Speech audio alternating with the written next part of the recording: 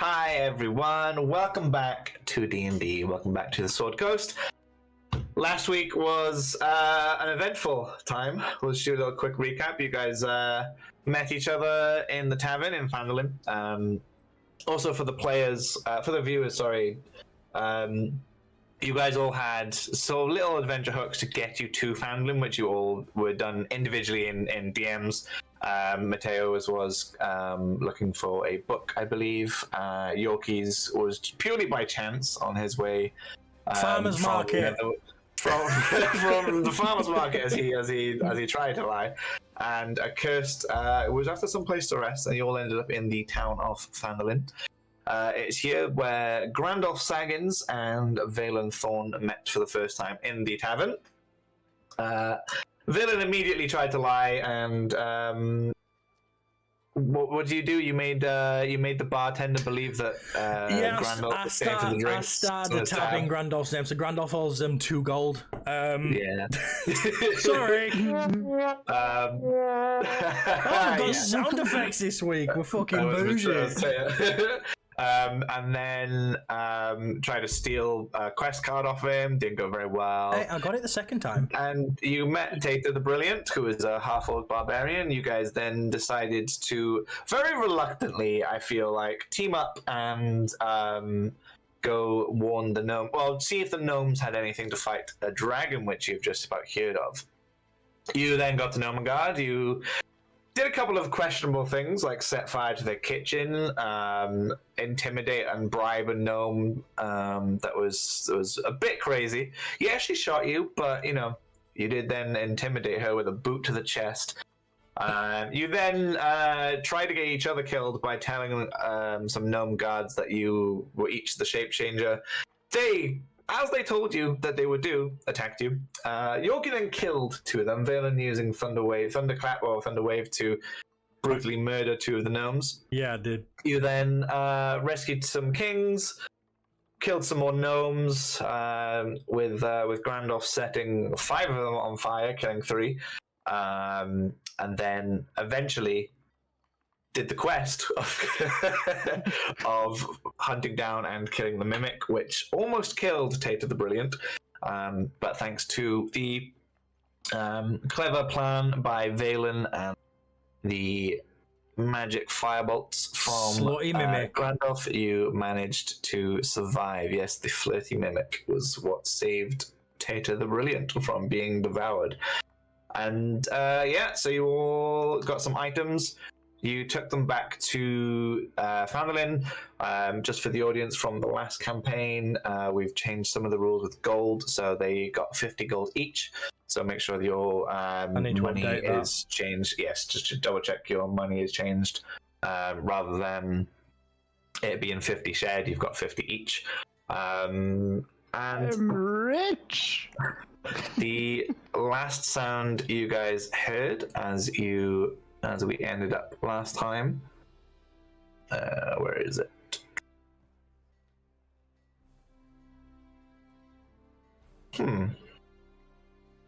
Have you lost it? There we go. I've got it. This is the sound you heard. Ooh.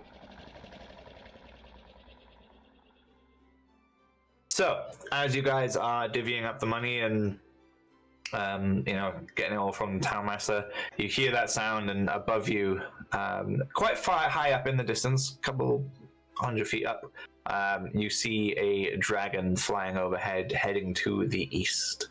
And it just flies on by, but you've now seen the old dragon. And this is where we'll begin. So what would you guys like to do? Did you say we saw the dragon as well as heard it? Yes, yeah. As you look up and you can see the dragon in the distance heading towards the east. As we're looking at, is it close enough for us to kind of tell what type of dragon it is? Give me a perception check. First roll of the day. I should have learned all these from last week. It's perception. I've already forgotten to do it, how all of this works. Mage armor. Because I am mage armor. That's not a good sign. It's a +2 for perception. 12. Randolph, we gotta change your advantage. Yeah, It always rolls advantage for me for some reason. I can't turn it off. it's fine. We'd always say the first one. Someday. Mateo, are you rolling as well, or are you not? Yeah, I figured if the curse is good enough for all of us, but I can't. Always. Well, it depends if he fucking tells you or not. So, Yoki, what did you roll? I Sorry? think it was a blue dragon, actually. I got a 12. 12. Okay. Yeah. So, Mateo and Yoki, you kind of look up. You're squinting, but it's a bit too high up for you to get any specific. It is quite high up, but you don't really get any specific details. However, Grandolph, with your elf eyes, what your elf eyes see, they see it's not a full-size dragon. It's a younger looking dragon. It's not fully sized, and you can see a bit of gleam of white coming from it. Ooh. Baby. Just a baby. So Grandolph knows that. Old A man, white dragon, yeah? Sorry. what did you see? Can you tell? Can anyone tell? It looks like a bird to me. I've never known a bird make that noise. It's a very angry pigeon. Well, perhaps a very large cockatrice might, but I feel that was actually a white dragon, my friend. Oh. Definitely not a good sign, but it's only a baby. Right. Well, fuck it, beer. I could probably do with a quick drink to wash away the wounds, you know. Perhaps shall we look can for a get to know sandwich. each other. Sandwich. And a sandwich. Well, before we go in, Lily has not stopped laughing at that. before we go in, Grandpa, here's 2 gold. You won't know why. All I'm going to say is when we're going to the tavern, they might not be best pleased with you. May I take an insight roll This is for you. to see if I perceive through our So interaction? you want to see why he's giving you this gold? Yeah. Yeah, give me an insight check. Cool beans. 20. Is that nat or is that just 20? That's 30.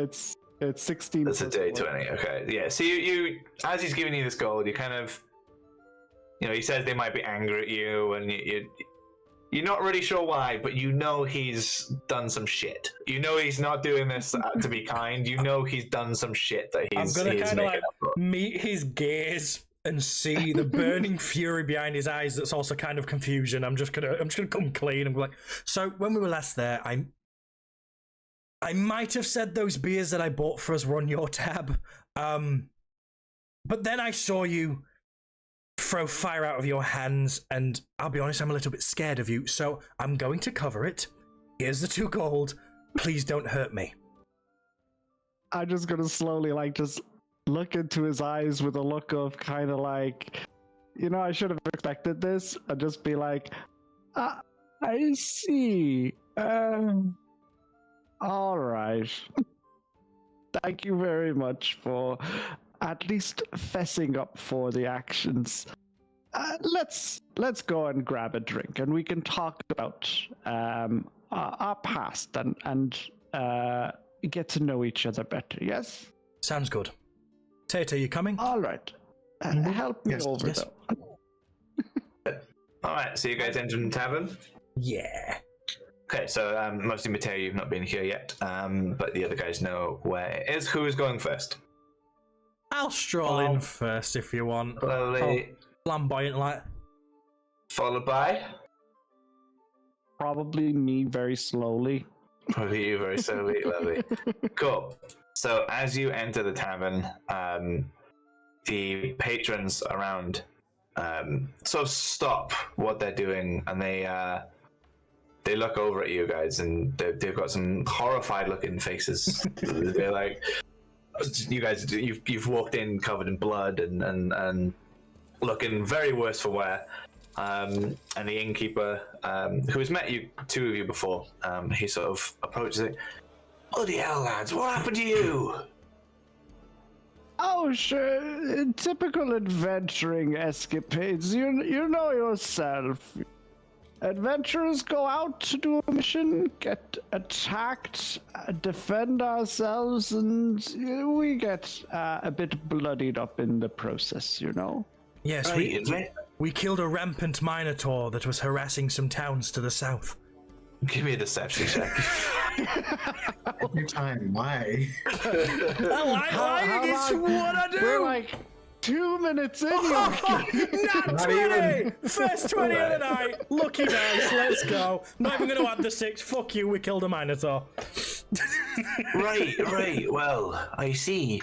And as he is about to speak again, he sort of clocks eyes with Taker, and he takes a step back, and the town folk go, "Fucking, the orcs are here! They're here!" And otherwise, like, "Bloody hell, lads, the orcs!"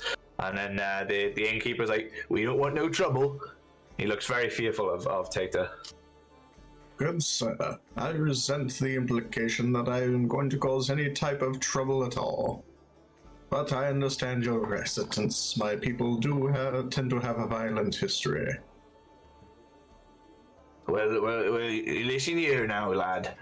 We've had some troubles with orcs in the past round here, and in the forest, Neverwinter Forest, right?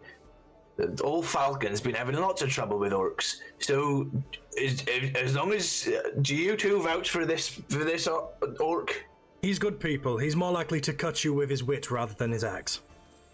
He's quite an honest fellow. If you ask me, possibly a wee bit too honest, but an honest fellow nonetheless, yes. Simply because I do not lie, as though it was my first language, does not mean that I am not capable of deception. Very brutally honest of you. Right, all right. Look, if you don't cause no trouble, you're all right with me. Right, fellas, have a seat. What would you want?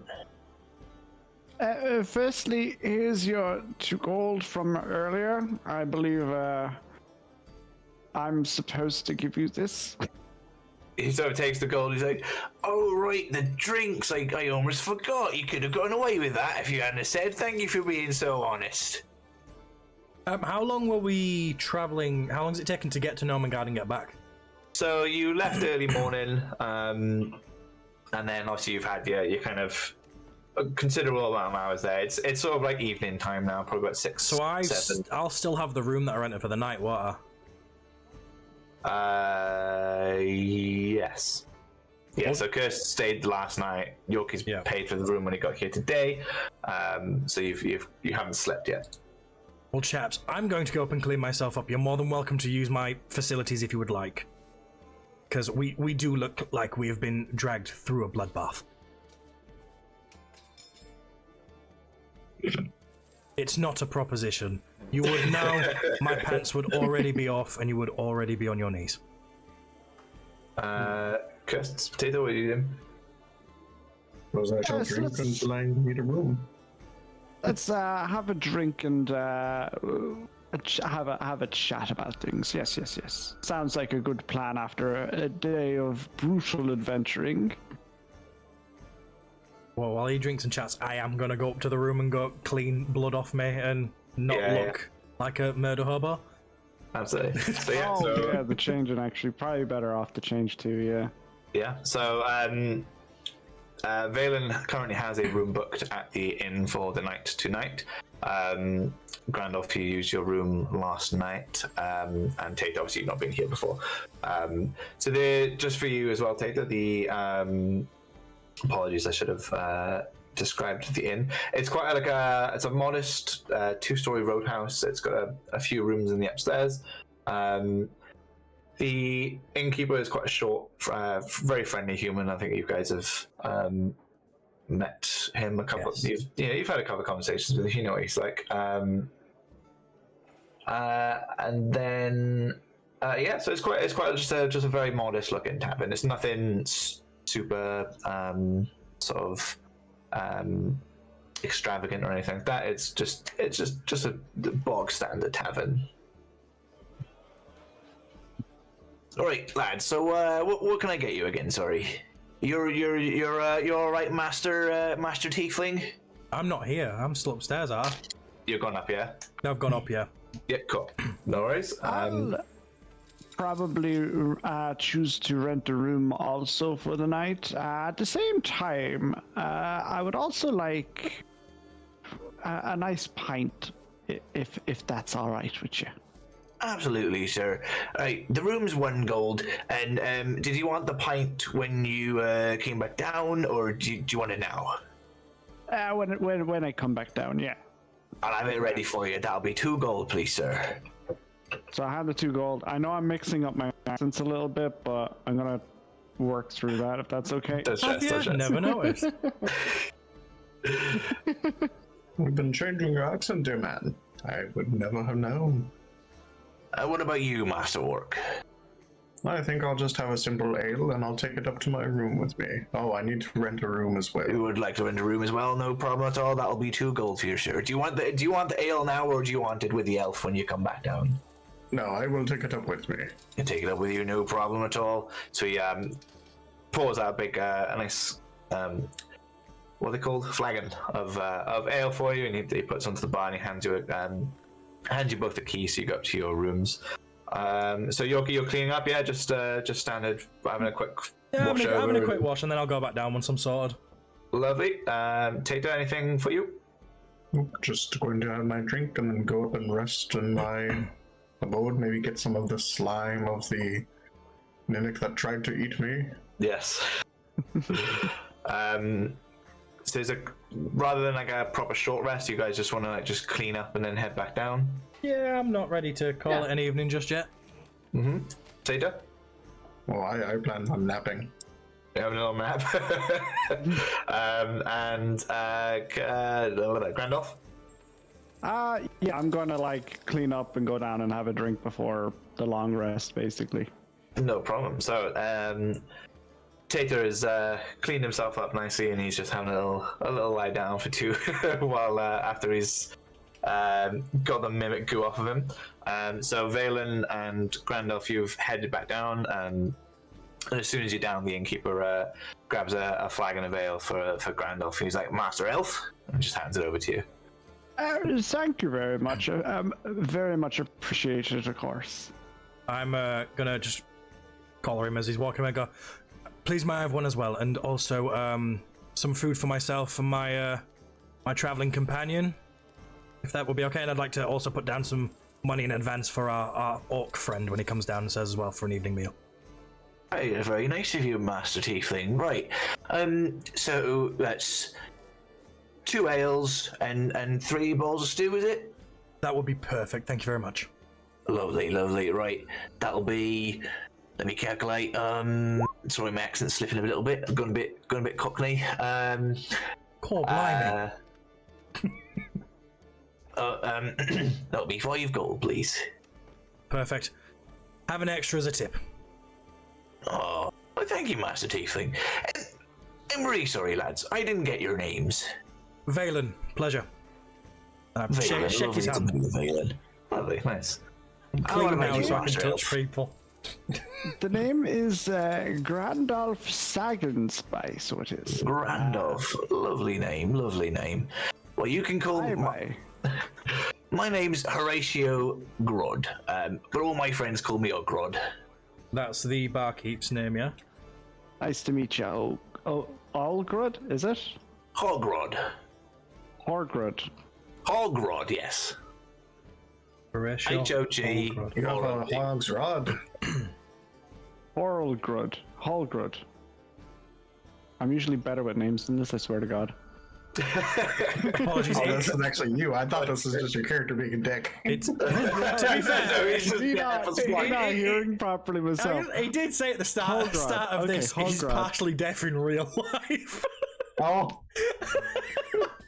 Right. Listen, it's been a day.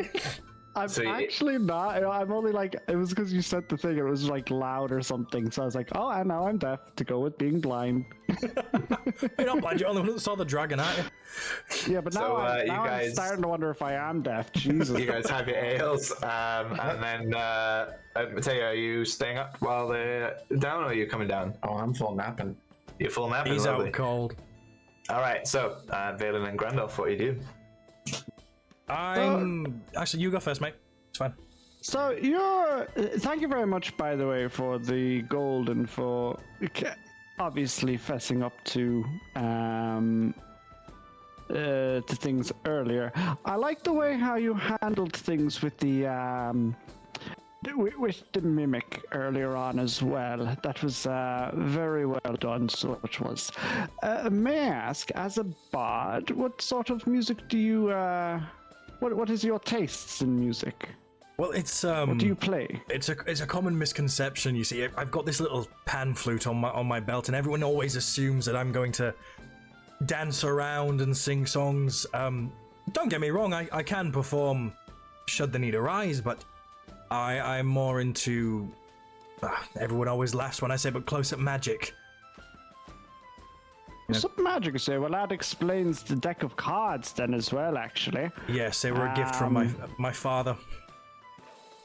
You did inspire with a little music, though. I felt definitely more empowered during the battle. I appreciate it. Whereas usually I would prefer heavier musics, such as Carnival Corpse, Carcasses, or Skeptical Squirrel Chura. I definitely found the music appealing. Also the Backstreet Boys, actually. I've never heard of these Boys of the Backstreet, but their music must be good. I'm sure that I could probably find some sheet music around here. Try and learn some for the road. But no, like I said, I've had experience with music in the past, but it's not my it's not my career path, I would say. Definitely more into the sort of close-up magic, anything with cards. I've been playing with cards since I was a young boy, so anything that kind of involves a trick of the hand, like illusionary stuff, that is my cup of tea in a nutshell. Yes, the way you handled the card game in particular, very, very classy as You well. saw that. So, I did see that, yes. My elven eyes did see that, yes. God, the accent is fucking annoying me. Are you just using your accent but on an old man's voice? No, I'm trying, because I wanted to kind of do it as an old Irish one, but then I'm kind of half going a little you are Britishy kind of Irish. with it. I know, right? How are you struggling to do an Irish accent? It should be fucking easy, right? It should be like, oh Jesus, mate! It's the deepening of it is throwing me off. All right, anyways, fuck it. I'll do my weird amalgamation of an accent, and you can all go fuck off, and we'll keep it. Okay? You're an old man. You're an old man. You've travelled the world. You're probably going to have an amalgamation of accents, anyways. Let's face it. Exactly. I'll stop letting it piss me off. Anyways. Yes, I've seen that with my elvish eyes, actually, so I did. It was quite impressive, so it was. Tell me about your past. Where do you hail from originally? What do you seek in life? Let me just get my backstory up because I've forgotten. I know it begins with an M. So I'm originally from Mulmaster. I lived there with my mother and my brother. Small family, never really knew my father, but we got by. And then, the road called. I went off on an adventure and never looked back. I hear from them now and then. Holidays, I sometimes go back if I'm sort of close enough by that it's not too out of my way. But no, I'm very much a lone wolf on the road. Maybe not a wolf. You've seen how I deal with situations. A lone cherub. But I don't really have a lot of friends, as you can probably tell. I have friends. I make friends wherever I go, but I don't really have friends, if that makes any sort of sense. I've got a question for you, actually. I hope you don't mind me saying you're quite old. Ah, yes. Well, you know what they say. Appearances can be rather deceiving, actually. So they can. But you mentioned you were in a war. I was in a war, yes. On the appearances, I'm cursed by, so I am. But with the war was the war of the medallions, so it was. Do you want to know a bit or two about the war?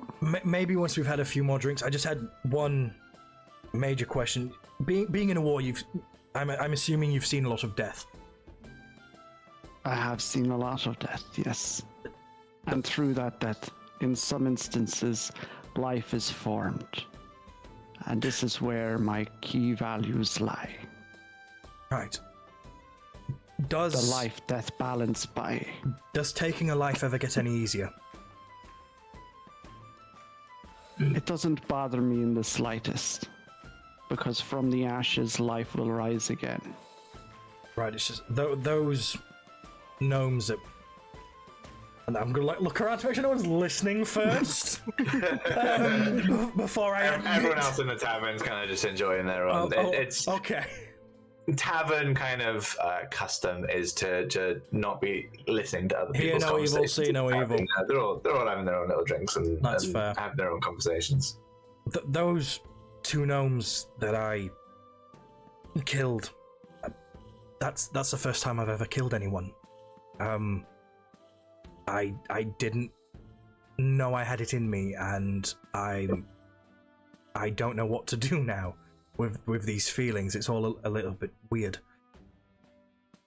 Let me ask you, were those gnomes going to kill you? In the moment, it sure felt like it. And do you feel that through your life you will save more people? I can't say I've ever thought about saving anyone other than myself, but I'd like to think so. And do you believe that through some sort of mission or higher power that you are possibly destined for something maybe greater? I can't say I've ever really believed in destiny. I like to think there's something bigger out there. There's been occasions where it sure feels like a higher power saved me, but I don't know. I feel like the minute I put my faith in something bigger than myself, it takes a lot of the choice out of my hands. So I don't really like to think of anything like destiny or gods. Well, there's great evil out there, sonny boy. Great evil that needs to be stopped. And this is what I am tasked to do. And if you are to be alongside me, this is your task as well, and I need your help. So if you die to two gnomes in some hidden away hole, then how are you going to accomplish the mission to save the world with me? I mean, you're not going to.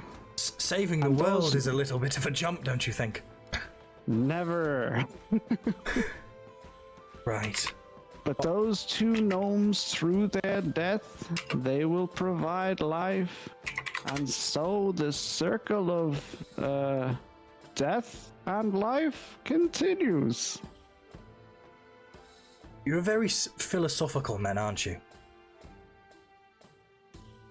I am also quite wrinkly and old, yes. I mean, I didn't want to say it, but yes, you do look like a leather couch that's been weathered. You know, when I first saw you, I did think you were just a mad old coot, and you know, I still do think that, but you know, I think there's more to you than meets the eye. Aye, bye. Aye, bye. Right, on that note, I need to tinkle, and he's gonna get up and just go for a wander. He's gonna go piss on the street. It's not actually where I'm going. Well, I'm gonna go for a piss and then go on a wander. Yeah, all right. So Valen heads out of the tavern, and Grandolph, you're left by yourself. What would you like to do? I'll just drink and scratch my balls if that's okay with everybody here. Fucking fantastic. All right, Yorkie, feel free to. You can see the map of Fine. Yes. Yeah, feel free to move around if you want to explore. You can tell me where you go for a piss specifically if you like. I'm gonna sort of just go around into the bushes here for a piss. Yeah, absolutely. That's fine. And then I'm gonna go on a wander to see if there's any sort of businesses open late at night. Specifically, even if it's not open, I want to see if I can find some sort of like postmaster or anything like that, just so I can maybe go back in the morning if it isn't open now. Yeah. So there isn't one, but for the sake of what you wanted to do, we'll add one for you.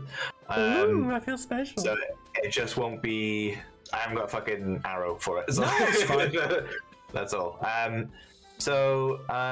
it's literally just a couple of doors down from the inn. So this that little one there. this sort of blue one here, yeah, Okay. that is like a postmaster. It is currently closed. I say it is evening time.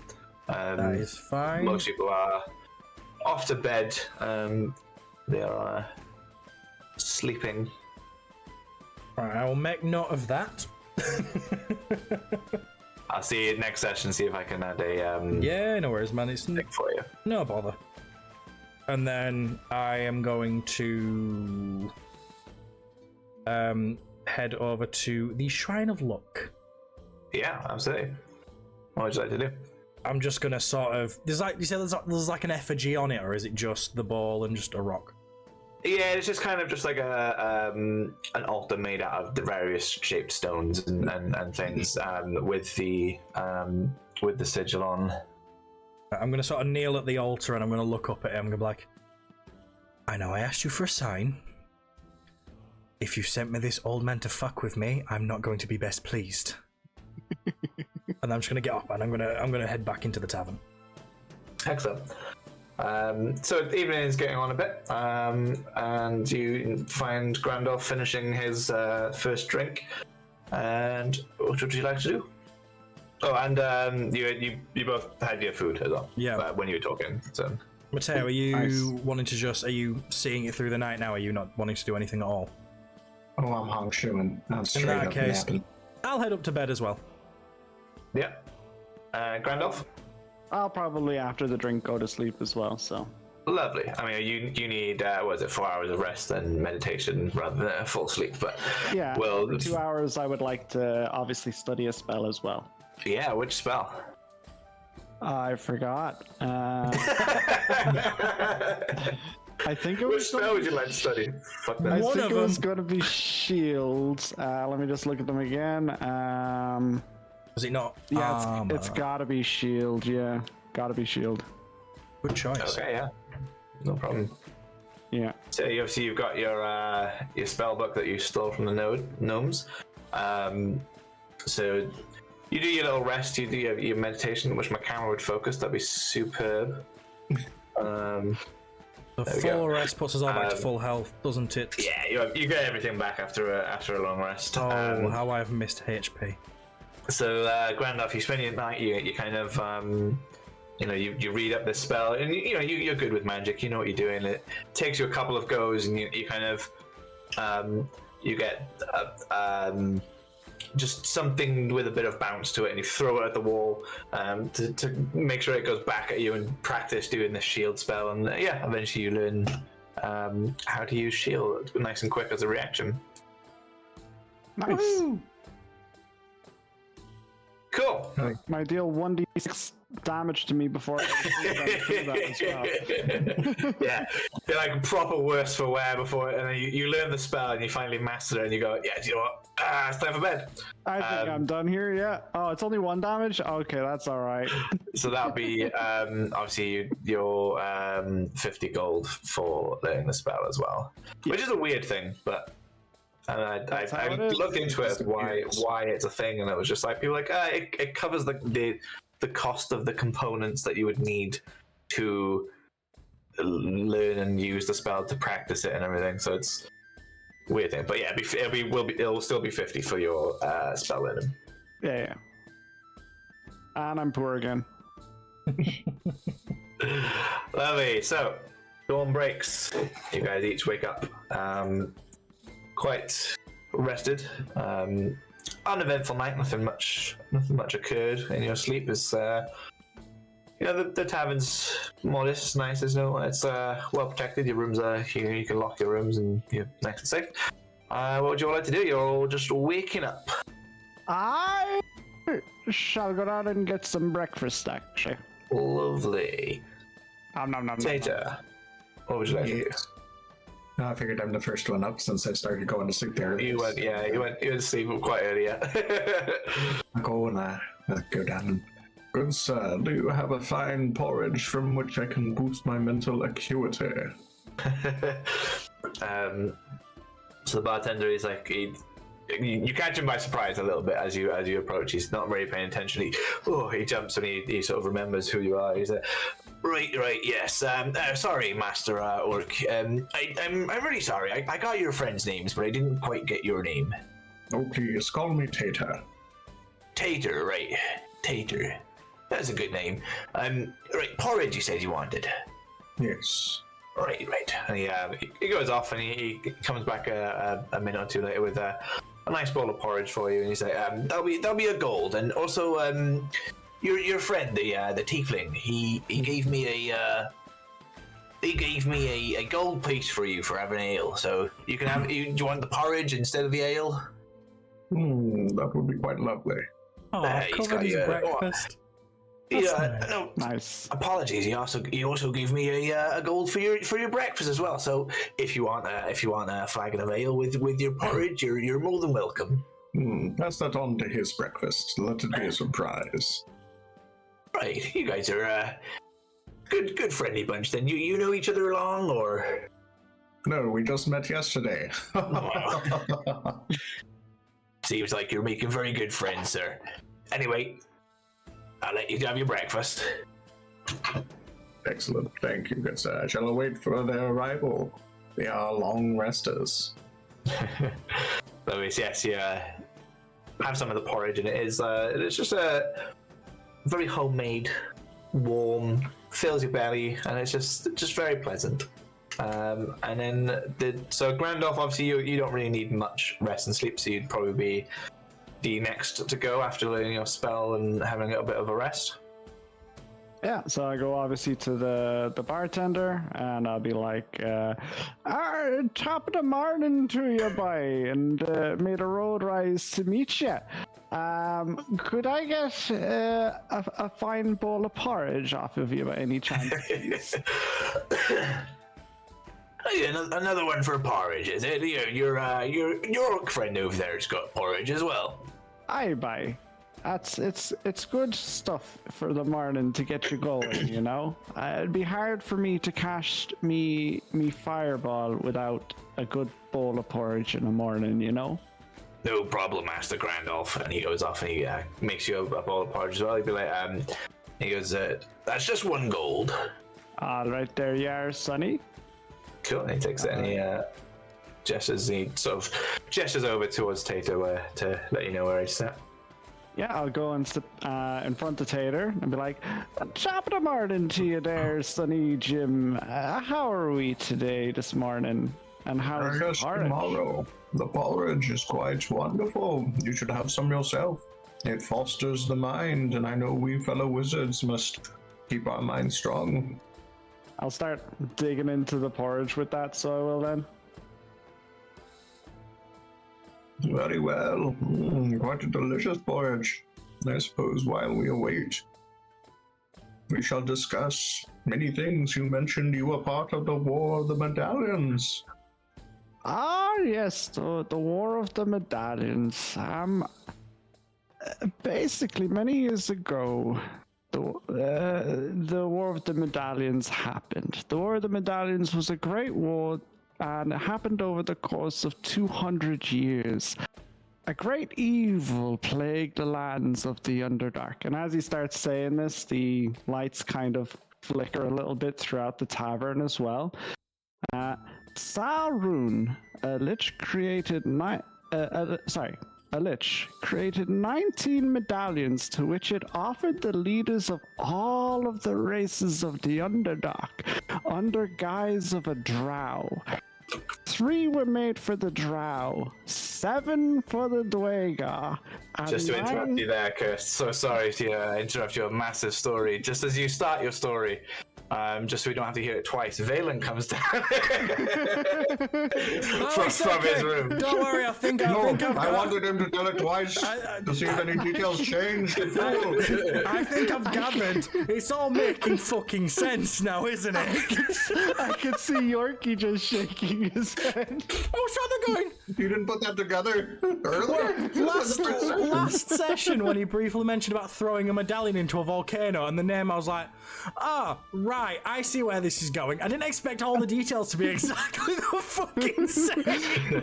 Exactly, this one's in the Underdark. I didn't know exactly the same as what comes You're an Alright, knobhead. I love you so this much. Valen, you head downstairs, and as soon as you get down there, the Hogrod, he's like, fucking this accent. Right.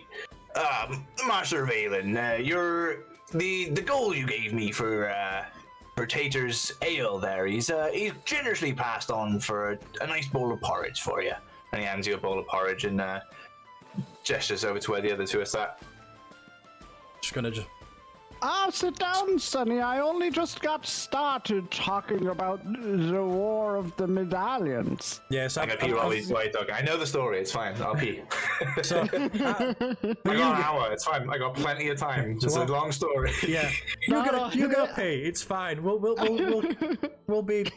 Yeah.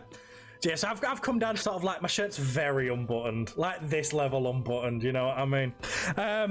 I've just got me like coat slung over my shoulder. I'm gonna sit down. I'm just gonna while you're like telling your tale. I should have one. I'm just gonna double check before I say it. Inventory.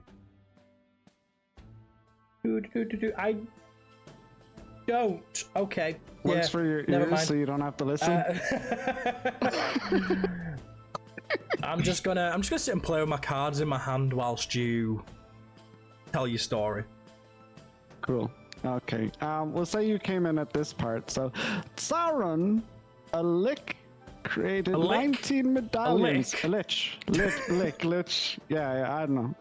Created 19 medallions to which it offered the leaders of all the races of the Underdark under the guise of a drow. Wasn't a 3 curse were to made. 3 were made for the drow, 7 for the Dwagar, and 9 made for the Kuotoa. 1 was made for Sauron to help control the others.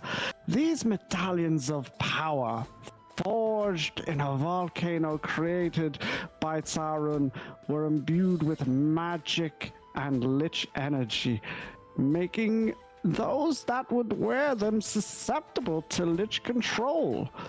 The drow were resilient to the power of the medallions, however, as were the Dwagar. The Kuotoa, however, were extremely susceptible to the power. Like, extremely susceptible. As the armies of the Underdark crashed, Sauron looked to be winning the great battle, the turning of the Kuotoa turning the battle to his favor, and alas seemed lost. However, a great Minotaur, Isboldur, cleaved the head off of Sauron, and the medallion fell to the ground. Without this medallion, Sauron faded, and his armies fled beside the Kuotoa, who started to eat as they were actually quite hungry after the battle. Isboldur picked up the amulet, and its powers to corrupt and taint affected him almost immediately. Wait, an amulet or a medallion? I'm confused. Well, so one of the medallions. There's going to be a medallion in it. Yeah, it's a medallion, sorry. He kept this to use as a cock ring, as it was too small to wear anywhere else, as he was a large minotaur. It was also quite fashionable. On the venture home, Isbuldor's fleet was attacked and destroyed, and the medallion was thought to be lost to time to the depths of the dark waters of the Underdark, until one day it was found by an unlikely host, an ogre named Mulog, who also used it as a cock ring. It was still quite fashionable. The army of darkness began to rise once more. The fires from the Lich volcano began to burn, and all throughout the Underdark, fears and tension began to rise. Sorry. The medallion to rule them all was soon acquired by Firodo Yolo, a Kuotoa of all creatures. While the ogre was fighting a pack of Kuotoa, Firodo, also known by Yolo, as that is the only word he knew, slipped it off of the ogre.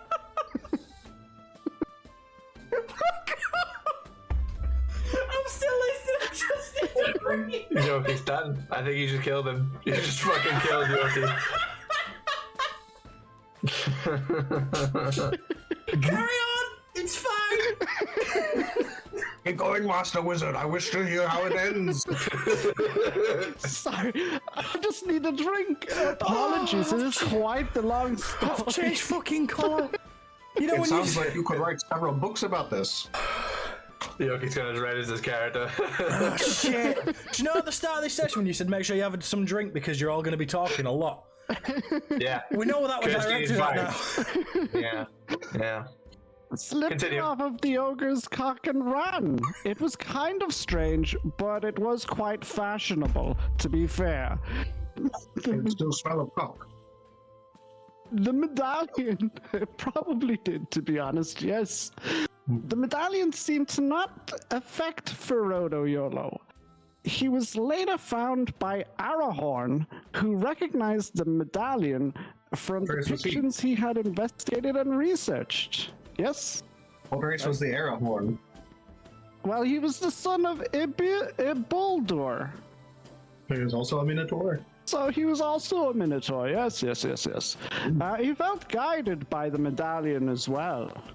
Arahorn quickly held a meeting between great warriors and ambassadors between all of the kingdoms of the Underdark. Notable attendees were obviously Arahorn, son of Isbuldor, a great Minotaur fighter, Lendomir, a drow fighter cleric of Weejas, Grimly, a Dwagar barbarian, Armolas, a drow ranger, Firodo Yolo, a Kuotoa ranger, Samuel the Wise Banshee, a Dampier Bard, Droopy, a Dwagar Bard. Droopy! Mary. Yes, and I Mary don't even know what Droopy. character that's supposed to be. Mary. Droopy. Oh, Droopy. couldn't have said fairy. Droopy and Poopy. Harry the Grim Took, a drow cleric of Weejas also, and lastly, myself, a wizard of the Shadow Kai, whose knowledge of death maybe seemed valuable to them. We became the guardians of the medallion. At the Sounds meeting... like a fellowship. Say again, sorry? Sounds almost like a fellowship. Oh, you fucking dare entertain this. You could say a fellowship, but we prefer the title Guardians, to be honest with you. This isn't some kind of story about a ring. No. This is the story about the medallion. At the meeting, we were tasked with throwing the medallion into magical fires used to create it. It was the only way to destroy such a thing. Lendomir stated, "Who shall wear it? It is a death crusade, as one does not merely walk into Lesdor, the location of the volcano, of course, and past the army of the dead, to which... While he's telling us, I'm just going to get Frodo another tankard of ale because I've finished mine by now. Do you want one? It doesn't go Do you want through one, Tater? all events. It'll speed up in a bit. It's just going through like the start of it. I'm just going to and get like then another it'll skip a round little of bit, ales so- just for us No, all. no, no. I wish to hear the entire tale in full detail. Don't you Three fucking goals, dare. Yogi. Yeah. Did they run into any problems along the way? And I wish to hear if there were any puzzles they had to solve, or if there were any ancient mines. We can get into more detail later. I just want to cover the specific main events that I wish to go through today, if that's okay. And we can talk about specifics when I can fucking write that much. Good lord. Real good stuff. Anyway. Yeah, there's no details in this story so far, No, guys. none whatsoever. This is bare bones. This is Yeah, it Wait, gets a bit. did YOLO have a grandfather figure of sorts who also searched for the medallion? guys. Just wait until the fucking extended trilogy. He did have a grandfather, as memory serves. He was a bit of an addict, unfortunately. His name was Pilbo. Fuck off. Are you making this up on the fly, or have you got this shit written down? That part I actually made up on the fly, You're a yeah. fucking legend. I I love you so much. You're a dickhead, but I love you. Carry on. And, anyways, it is a death crusade. One does not merely march into Lesdor, the location of the volcano, of course, and past the army of the dead, to which Frodo YOLO simply grabbed the medallion and said, YOLO, as that is obviously the only thing he knows to say. Sorry. I asked Frodo, "You will go?" And he only but responded, YOLO, once more, after he declared this so inspirationally. We banded together and loudly declared, YOLO! So we set out, being followed from a distance by Mulog the ogre. As we ventured, a horde of ghouls and skeletons set out against us, but they were no match for our clerics. Perry the Grim Took whispered, "Run, you ghouls," and turned the undead with ease. Things were not always so simple, however.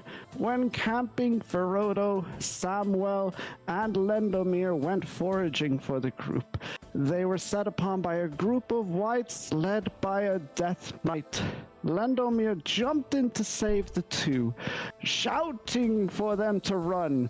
Frodo ran and he just kept running. He could run by. Followed by Samwell the Bard. They never stopped running.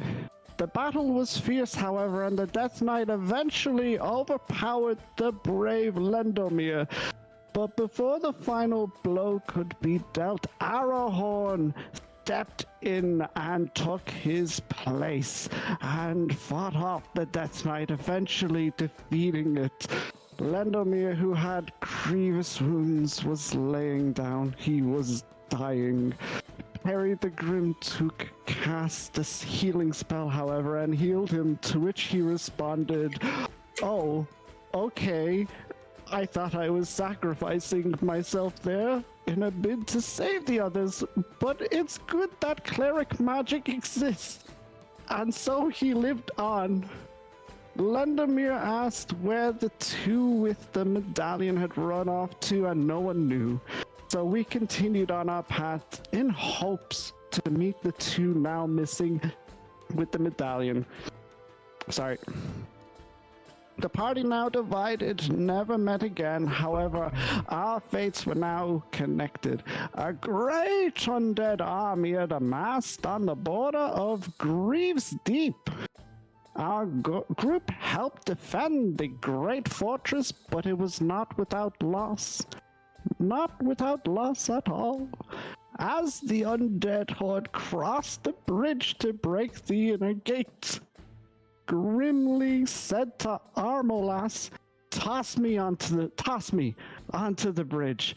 I can defend it. Armolas nodded. He knew his mission, and tossed the mighty Dwagar. Droopy played a mighty tune to motivate. Sorry, hold on. Throw called. Yeah, sorry. Droopy played a mighty tune to motivate the throw called The Fall of Stormkeep. Alas, it ended up being a poor toss, and grimly fell to his death. Armolas shook his head in despair and grabbed a nearby shield. Using his keen skills and balance, he sought to slide down the wall, skating to the bridge to follow through with Grimly's great plan.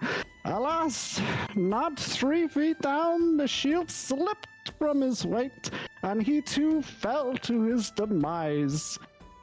Droopy continued to play The Fall of Stormkeep on his magical harp, which emitted light so bright he stood up high in the view of all to see, a beacon of hope.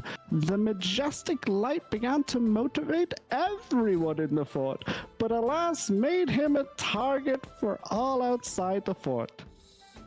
Arrows, bolts, slings, ballista bolts, fireballs, lightning strikes, a cloud kill, disintegrates, and even some thrown close combat weapons were launched at Droopy, who saw a heroic end. Arrowhorn saw all of this and rested his head in his hands for a moment, shaking it left to right in dismay. He turned to the wizards of the base and asked if they could just blow up the bridge, as it was the only way into the castle. They did, and this helped preserve the castle for a time longer, as the battle remained ranged and reinforcements arrived at dawn to rescue the survivors. Nate doesn't know this part, but I added a little segment here. The reinforcements... Just in case it wasn't long enough. He said, I thought this bit's a bit short. Let's fucking bulk it out. No. We need more details. Tell us more. Carry on. I wish to have a nap. Free short rest on top of the just for you. The reinforcements were mounted Kuotor clerics riding sea slugs very slowly into the fray from nearby mountains. Their battle cry of could be heard in the keeper rallying us all sort of right on.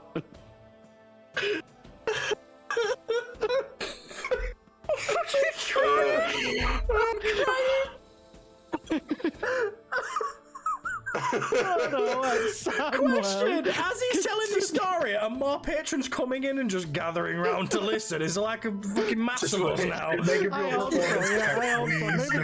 they give us a or something.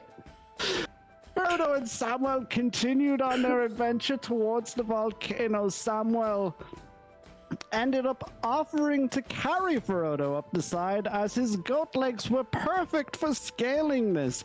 Frodo simply replied, YOLO.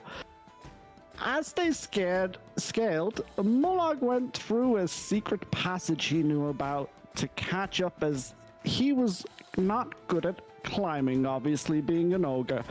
The remainder of the Guardians of the Medallion, Arahorn, Perry the Grimtook, and Lendemir and myself, set towards the gate. Arahorn used Clairvoyance Potion and saw Frodo and Samuel scaling the volcano. He dug his great axe into the ground and said, "We must distract the enemy so they may sneak in." He was the bravest of sorts.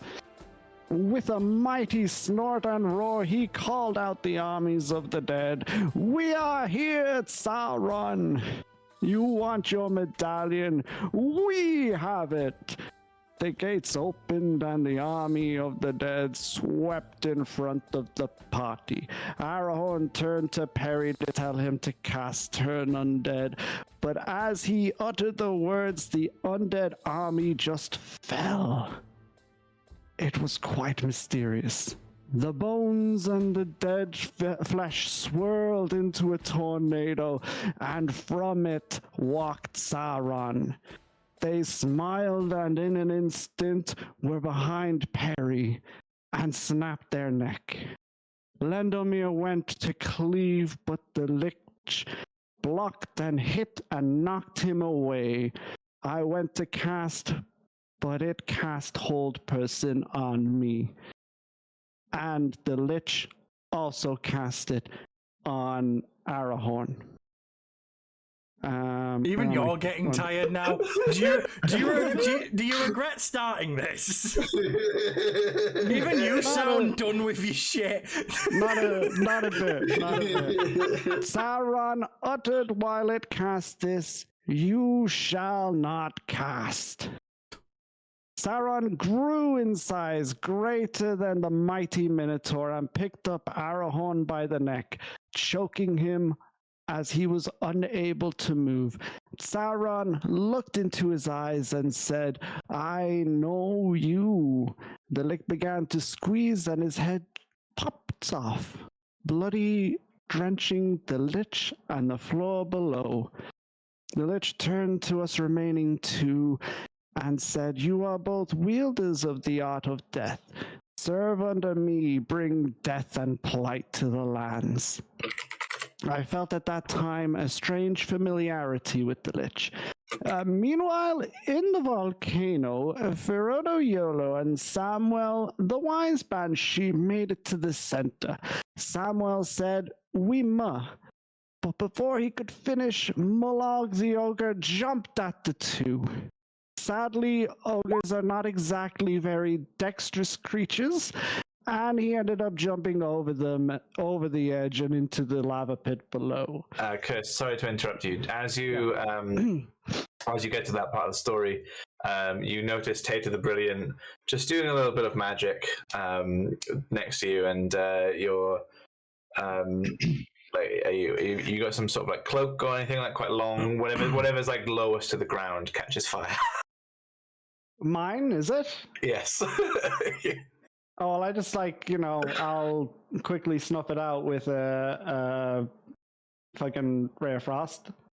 I mean, it's small enough that you could probably like pat it out with a hand. Okay, yeah, I'll just pat it out. Use your porridge. It's cold now. I'm almost done, guys. God. That's what you said. 20. It's been 35 minutes. It has been 35 minutes. I'm almost done. It's almost done. Come on, you guys asked for the story. I got ambushed with it coming down the stairs. I didn't even walk up properly. I got handed a bowl of like fucking porridge and just had to listen. You were ready to ask me, but then you realized the Tater wasn't here, and you were like, "Oh no, I don't want Tater missing out on this," you know. Continue the story. Continue the story. Those will never get through. Alright, Samuel stared at Frodo. Okay, look, we must throw it into the lava, but before he could finish... Sorry? Were you there for this part? No, I bought the book. No, he has the potion of clairvoyance at this part. He's mentioned that Arahorn had one, and I had one then at this part as well. So are you not listening, Tater? Come on now. He said that about half hour ago. I already don't like Lord of the Rings. I love Lord of the Rings, but I'm never fucking watching it again because of this. And before he could finish, Frodo Yolo, staring blankly as ever into his eyes, one eye looking left, the other looking right, tongue hanging out of his mouth, said, "YOLO, one last time," and jumped into the lava. Samuel shouted, "No! Wait for me to leave first!" Meanwhile, outside, Lendomir proclaimed, "We might be followers of death, but death creates life. We would never serve someone so vile as to want to plague the lands with death without bringing life to balance. The Lich grinned, but before he could utter another word, the volcano behind him collapsed.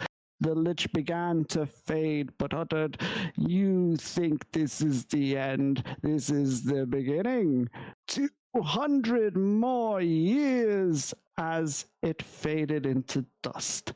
Samuel unfortunately met his end in the collapse of the volcano. Lendemir and I went back to relay the information. When asked what happened to the rest of the heroes, he proclaimed, One does not simply walk into Lestor. A statue was erected for Arahorn after notes of his sacrifice, and one of Ferodo Yolo also, the most heroic Kuatoa who ever YOLO'd. Many debate if he even ever really knew what was going on. And that is the story of the War of the Medallions. While he's been telling this whole story, I've just been building a card pyramid on the bar. Cool, are you done with your story? Yeah, I'm gonna have to write a couple more now. Please. Lovely. So as you enough. guys listen to the story, Kirst, can you give me a performance check, please? Oh, of course. Watch me crit fail this. Disadvantage. Oh wow, -2. Shit. Okay. Wow, 8. Shit. Yes, you guys are so fucking bored listening to this. You're even Tater, even you are so invested in knowledge and learning new things. But even this story is too much for you to even listen to most of it. So you are both, like Yorkie said, you're making a little I'm making my little pyramid out of your cards. pyramid, Tater's just practicing prestidigitation, making little flames on Grandolph. But Grandolph hasn't fucking noticed. He just stuffed it out, seen you do it, but he's so invested in telling the story that he doesn't even respond to that. So you guys kind of like, as you're looking around, you've noticed that people have come and gone in this time. People have come, they've had their food, they've had their drinks, and they've gone. And it is once again nighttime. It is very late evening. All the stores are closed again. It has been a very long time of this story, so you guys are all sat around the bar listening to tell the story. Every shop shut. No. Every single shop. Right, I'm going to look at the barkeep. All right, boys, it's time for a nap. I suppose I'll have a room for another night, please. No, I'm going out. I don't care. Everything's going out. Oh, these old bones, they can't take too much, you know. All right, lads, you look proper exhausted. You do. You want a room for the night then? That would be amazing, thank you. That'll be just another gold. Another gold from you, Master Crandall. You've just cost us gold. And time that we can never get back. I've cost you gold, but I've given you knowledge. Have you? No, that's not true. I want to. You know what? I'm gonna roll an intelligence to see if I actually paid attention. Actually, Nate, what do you want me to roll? Do you want to roll a history to see if I paid attention? And can I roll to see if his take on the story is complete bullshit? You can roll an insight, yeah. I'll do that. Mateo, There we go. That one. I know nothing. You didn't. Yeah, you were just 14. Oh wow! associated. 14. Yeah, so you kind of recognize it as a first-hand story. Is telling it how he knows it to be. It might not necessarily be completely accurate, but it's accurate enough from his it's accurate perspective. to him. Yeah. Fuck. Yeah, I just saw that troll So, come into chat. I was like, "Oh, as well." Yeah, cool. So it is the next morning. That was punishment for Kirst, so you will get some I punishment. mean, they did put loads of Z's in the Kirst, chat I as will well, so I give think you put them to sleep. Because I will give you a point of inspiration for telling the story so magnificently. Do we not feel inspired hearing it? No, you feel uninspired. Do we get a point of exhaustion? you did, but now you've had your long rest, so you're fine. All right, it is once again early morning. You guys come down. We're gonna skip all the fucking roleplay for having breakfast and shit. So I'm gonna come down and see him sat at the bar, and I'm just gonna be like, nope, and I'm just gonna leave straight away. Not today. What would you guys like to do? I would like to tell another story, actually. Yeah, no, I've already gone. Yeah, you do that. enjoy No, that. Hold on. Let him do that. No. I want to cast a minor illusion to make it seem like I'm paying attention. You're gonna cast it and then leave too. Yeah. As a DM rule, I'm going to say Curse gets one story per campaign. 3 sessions. 3 sessions. Per campaign. Okay, Per good. campaign, yeah. Oh, wow, We'll give you one story a month. How's that? That's fair. Yeah, I'm So okay with that. you've used. It's the end of October nearly, so we'll say you can tell another around Christmas. Yeah, I get to write and I'll be done by tomorrow. All right, so we have 10 minutes left of the session. What would you guys? I'd check the time because I thought you were being serious. Oh shit, I forgot that it's like 3-hour session. Yeah. We'll Yeah, give it you just spent 40 minutes retelling Sorry, Lord guys. of the Rings. You're alright. Ain't meant for good comedy value. All right, you're good. What would you guys like to do for the day? You do have the 2 quest cards in your inventory. I can pull them up should you choose to. But otherwise, what would you like to do? I will let you go first.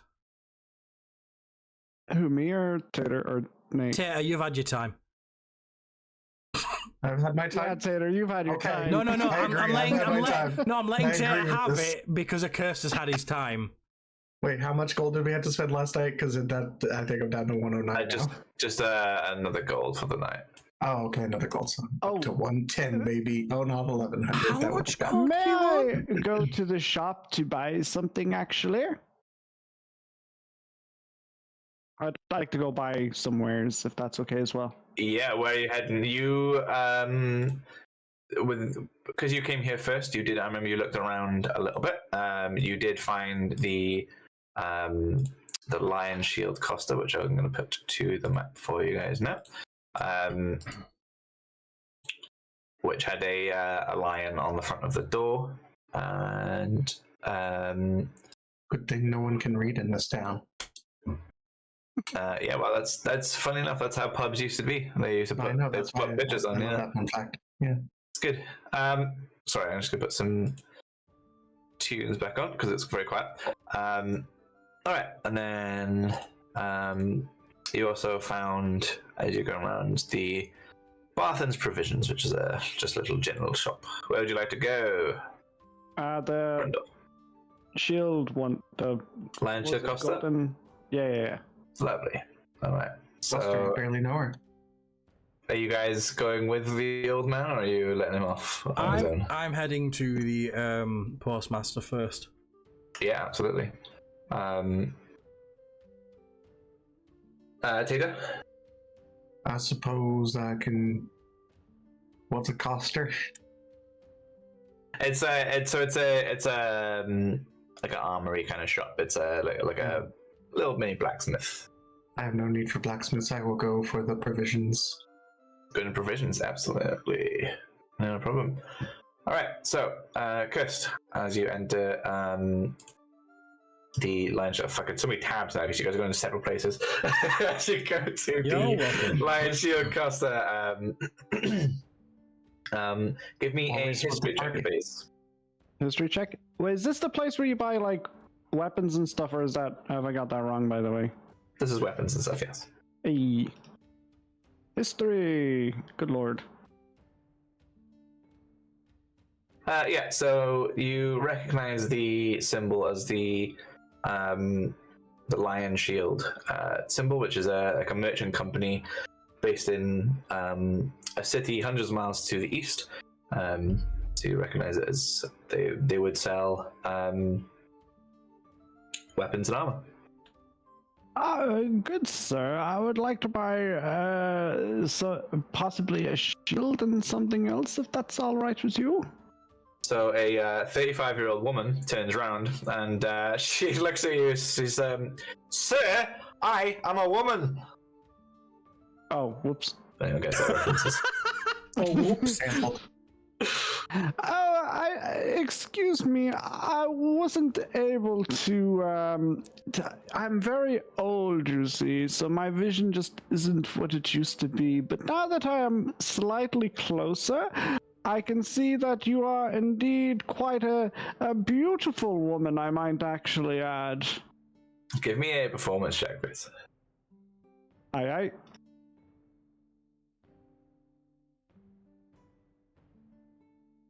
Really need to...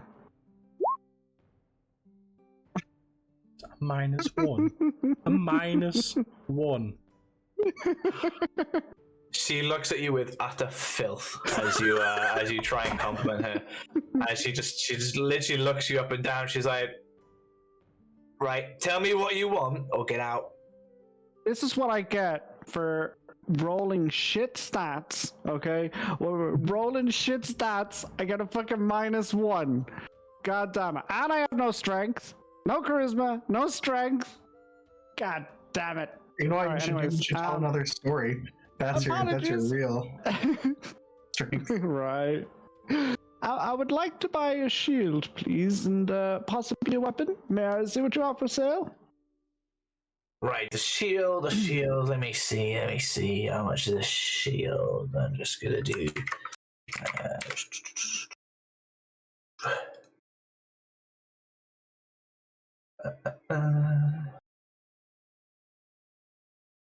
Right, shield will be 30 gold, and then what did you want? Sorry.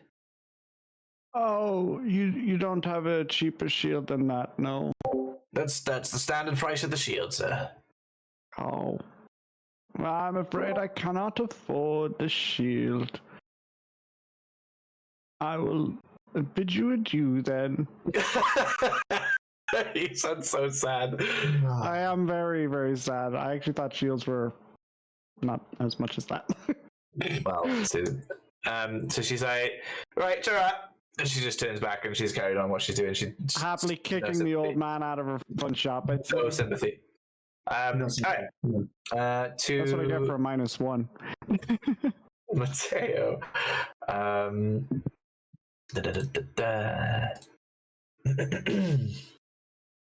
So you enter the shop and it's kind of like you notice it's general stock of just your supplies, your rations, and things like that. And there's a quite a lean, balding man. He's got a bit of a beard going on. He's got some glasses, and as you can see, there's in the back there's two younger men about in their 20s, moving some crates and stuff between the wagon. And the man says to you, You're the orc from last night. Sorry, from 2 nights ago that came into the inn. Are you not? Yes, indeed. 2 nights ago, 2 nights already. My goodness, how time does fly. Yes, I was looking to peruse your wares. Anything in particular you're after, then, sir? Oh, something for the healing's sake. Last time I almost was devoured by quite a nasty creature, or any kind of learning material you have on nasty creatures, such as dragons or mimics, perhaps. Dragons or mimics? Let me have a look. We said about healing. You mean like sort of your potions of healing and stuff? Yes. Yes, something along those lines, or perhaps some bandages or some enchanted other things.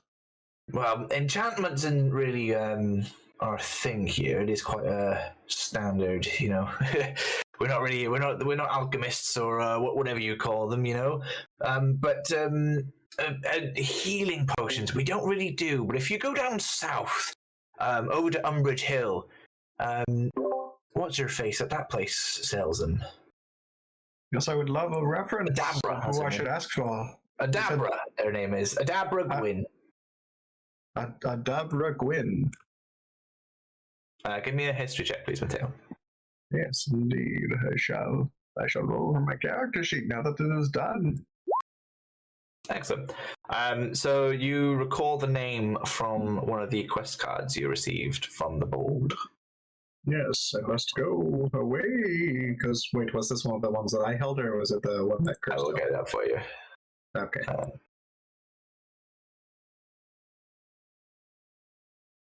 I fucking can't read this shit. Oh, yeah. Wait, I can't read. Yes. The local midwife. Oh, it's still moving. Oh my goodness, I can't seem to find it. Sorry. Yes, the local midwife, indeed. I recall reading about her. I shall go and journey forth, but otherwise, do you have anything to offer in particular for an adventurer about to engage in a dangerous quest? We sell, your bog standard adventurers kit and things like that. What kind of thing are you after? I mean, we've got ropes, we've got like pickaxes and things like that. Can't imagine much else needed. Well, from my adventurer's pack that I already have, perhaps I should restock on our provisions for the team. Yeah, what can I get for you? Just some generic provisions, enough for some bread and such to carry us on our way, and unless you also don't provide those. A day or two of rations, is it? Yes, day or two of rations shall be lovely. How many people you got for? I've got 3. So what's that? Say 2 days of rations each, 3 people, gold each, about 6 gold that'll be. Very well. Reach into my coin pouch and reach out and tinkle out some 6 gold. Nice.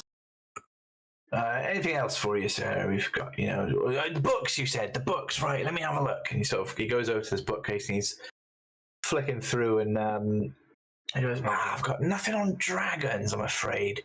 Anything on any kind of monstrosities? So he finds a book of with a few different monsters in it. He says, "Well, this one's got it's an old adventurer's guide. I'm pretty sure he lives in the village somewhere. But he wrote down a few things about it, separate monsters. If that's any use to you." Yes, that definitely would be. That's 20 gold for the book. Very well. Here you go. I shall tinkle out 20 gold more for my good friend here. Lovely. So, can I see the book? Lovely. And then I'll go off and I'll find Yorkie at the mail place. All right. So, Yoki, you enter. Yes. And there's a younger-looking man there, and he says, all right, what can I do for you? It's still morning, isn't it? Yes, the morning. Yeah. I lost track because of yesterday's events. I have no idea what you're talking about. You can't hear me. You're on the other side of town. You've just been rejected. It's a man who's in there. Yeah. How old are we looking? 20s, early, youngish. Good morning, young sir. I was wondering if I was wanting to send some gold out of town to somewhere, would you be able to provide that service, or is it just specifically for goods? Normally, we it's kind of just for goods, really. Money, you say, that's quite a dangerous thing to be traveling, is it not? It is, but I've never had any issues in the past. It's only going to be a small amount. Not many people seem to be interested in such. I could slide maybe a gold piece your way as well to make it work. Would that? Well, it's normally 3 gold for the actual postal service. Okay. But if you want to, I don't mind taking 4. That's fine. How much gold were you looking to send? Just 5 pieces. 5 pieces of gold, so 9 altogether. That sounds about right. That sounds fine. Perfect. I'll write the address down here for you. And obviously, you know where it's going, so I don't need to say it out loud. Cool. And then so you guys are all. I'm gonna saunter out, and I'm gonna go start simultaneously looking. done. Yeah, I'm gonna go start looking towards the Lion Shield Costa now. Yeah. But if I pass anyone on the way, so it was 9 that came to in total. It wasn't it? Grandolph is old man. On his way very out. slowly, very sad looking, coming out into the square. Shieldless. Just as Tate is coming down this pathway, you kind of all, it was simultaneous that you all went to the same places, roughly around the same amount of time in each place, and came back out. Come, gentlemen, we must away. I just need to make one more stop before we go. Grandad, you're looking very dejected. Is everything okay? I did not get my shield. Didn't you learn about your shield from the war? Back then I was a different sort of man, you see. I did not want nor need a shield. Now, much more frail, I know the requirement for such a thing. To help defend me, to make sure I can continue my quests. Let us hope that you are proficient with a shield then, huh? And I slap you on the back. I probably fall over. Give me a strength saving throw versus Mateo. Give me a athletics. Oh yeah, baby, let's go. This is revenge for the story. You want a regular strength? Actually, it's the same thing. So, I mean, if you want to roll strength saving, I can roll that. Yeah, just give me just a straight strength then. 11. Yeah, so you hit him on the back, Grandolph. You do feel the full weight of a push, but you don't lose your balance there. You hold fast against this. Several of my organs might be ruptured, but I'm okay. Oh, the insides jiggle, yeah. You can feel everything. You can feel everything. Your body stays, but you can feel everything else go. I would just like to say that whenever he does that, all of the wrinkles and flaps on my face just start to earthquake all around and slowly stop. A bit like bitch slapping some jelly. Yeah. Yeah, exactly. I'm awesome jelly. Right, All right. So yeah. I am going to head to the armorer now, and I'm going to hopefully make a much better first impression. I shall hold your hand on the way there. We're gonna skip. Yay! You guys going in together? Yeah, Skip, can do. skip. I'm not actually going to hold his hand and skip. I'd like to clarify that. Oh, how dare you? Grandolph, what are you doing while they're in there? Are you going with them? I'll go with them, but I'll stand outside and I'll just say, by the way, never mind. I was going to say that the blacksmith is actually a woman, but then I realized that it's because of my eyesight. The flaps over my eyes just blocked my vision, you know? So, Yorkie and Tate, give me a history checks, please, as you approach the Lion Shield cluster. Yes.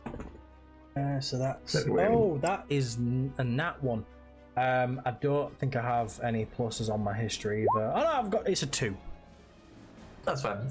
Nat one is nat one, but oh, fair is. In that case, yeah, so 1. So yeah, you don't recognize the lion shield on the thing at all. It just looks like just any other symbol. Just a generic crest. Again, like I said to Curse, you recognize it as a symbol of the lion shields, which trade armor weapons across the seas. So as you enter, the woman inside, she turns around. She's like, "I've told you." Oh, right. Sorry, I thought you were this old man that came in earlier. What do you guys want? What does this woman look like? So she's about 35. She's quite not stocky, but she's built a bit. She transports weapon and armor a lot. She's brunette, long hair. She's human as well. She's got quite sharp features. Okay. I'm gonna go up like, bloody hell, if I'd have known that I was going to be getting served by someone like yourself, I would have maybe scrubbed up a little bit. I'll try and give you a performance. I can make you better. Okay, give me performance with advantage, please. That is a 19 plus performance is plus 6. I'm just going to run with that one. There's no point rolling again. It's not going to make a difference, is it? You're getting that 20. Hey, so give me another. It was a 1. It was a 1. Good. Good thing it wasn't the other way around. Yeah, it was. You got one out of the way though. That's good. She you can see her sort of sharp, maybe not aggressive but standoffish demeanor kind of fades a little bit. She's like, Ahmed, right, what can I get you? I'm looking for an upgrade. I have these 2 daggers here currently, and I put them on the counter. I was wondering if I trade these in, how much it would cost me for. Well, let me just double check what I can actually get. So my character says they are proficient in basic weapons. What does that go up to in terms That'd be of simple melee weapons? So is that like is a longsword classed as? That's a martial weapon. I believe. Fuck you. So I can use just simple weapons. I'm assuming any sort of sword, like a short sword, maybe. That's also martial, I'm afraid. Oh, I'm gonna. I figure out what I could upgrade to. Send you a screenshot of. Is that coming through on Discord? Yeah, it'll be of what is simple weapons for you. Yeah. Let's have a look.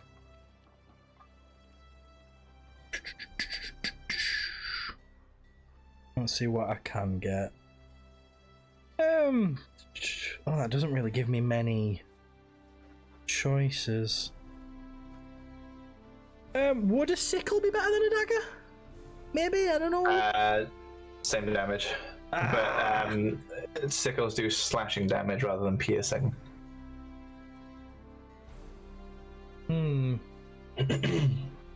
Is there a chance I could get her to maybe sharpen them so they do more? I don't know. I'm afraid not. So weapons similar to Baldur's Gate, where weapons are just standard, and then you get your enchanted. I don't read that. I just look for the red text that says you can't use this, and then I know I can't use it. So yeah, they'd have to be like enchanted in order to do more damage or a magic weapon. Well, could I see then if trading them in, if she has any enchanted daggers of better quality, and see if I traded both of these in, what it would set me back?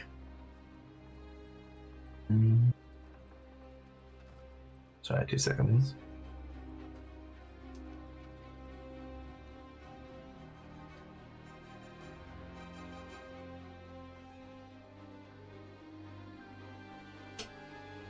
So many tabs, and yet I've minimized the ones I needed.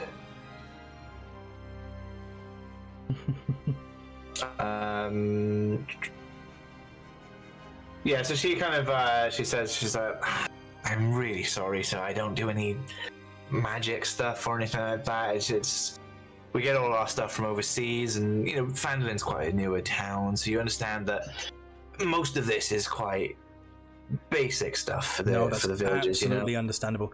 Question: if I was to trade one of these in, what deal could you do me on a shield? Shield? Well, I'd probably give you about 6 gold for a dagger. Seeing as you've been so nice, I could probably do you a shield for 20. And the dagger. That's perfect. I'll take that deal, please. Yeah. So she takes one of the daggers up, she hands over a metal shield. You you're a bit of an adventurer, are you? You going out for some fights? I like to think so. I'm still pretty new to it myself, if I'm honest, but this one keeps me breathing. She looks over at Tate and she's like, "Right, so you're the muscles of the group, are you?" Oh, he definitely is. All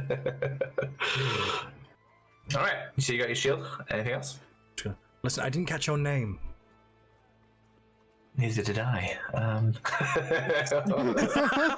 The old man pissed me off so much I forgot your name. My goodness. So my name's Lenine Greywind. And yourself? Valen, pleasure. Pleasure. So she catches herself and she's like, anything else I can get for you, Valen? No, you've been absolutely amazing, thank you. But I tell you what, next time I'm in town, how about I come swing by when you close up the shop, and we can continue this conversation over an ale. Ooh, give me a persuasion check.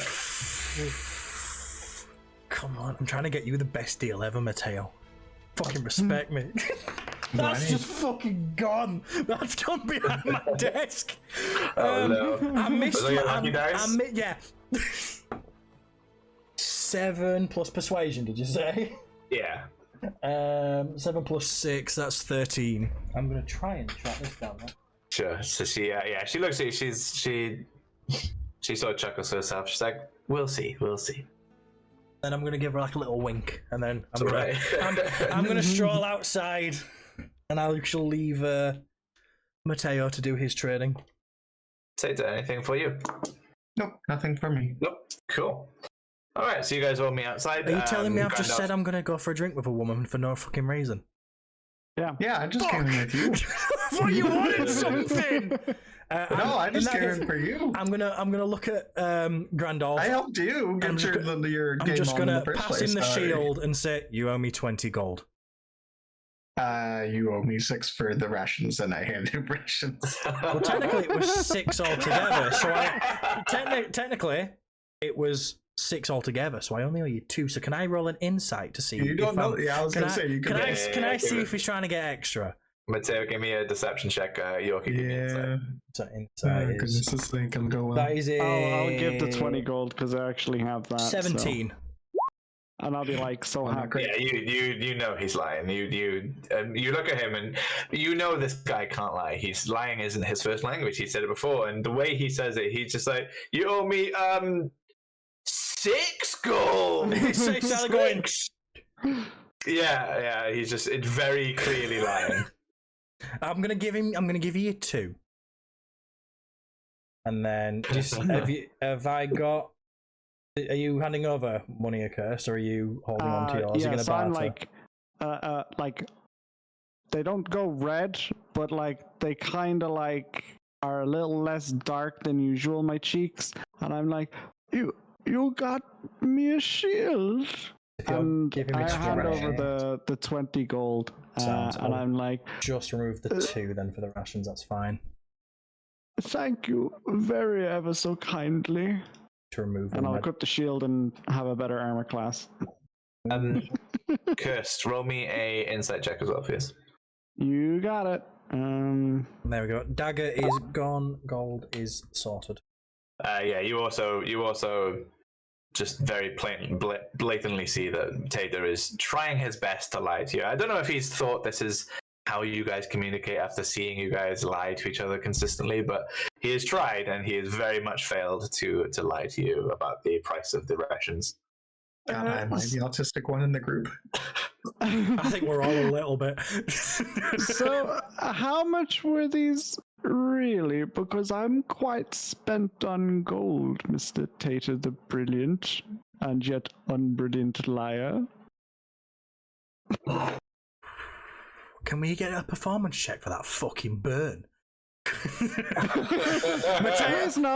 Please no, I've got -2 on performance, persuasion. Yeah, that's why I wanted to do it. I'm Do just, it. I'm just confused how Deception. the wizard just cast fucking vicious mockery. I'm mind blown.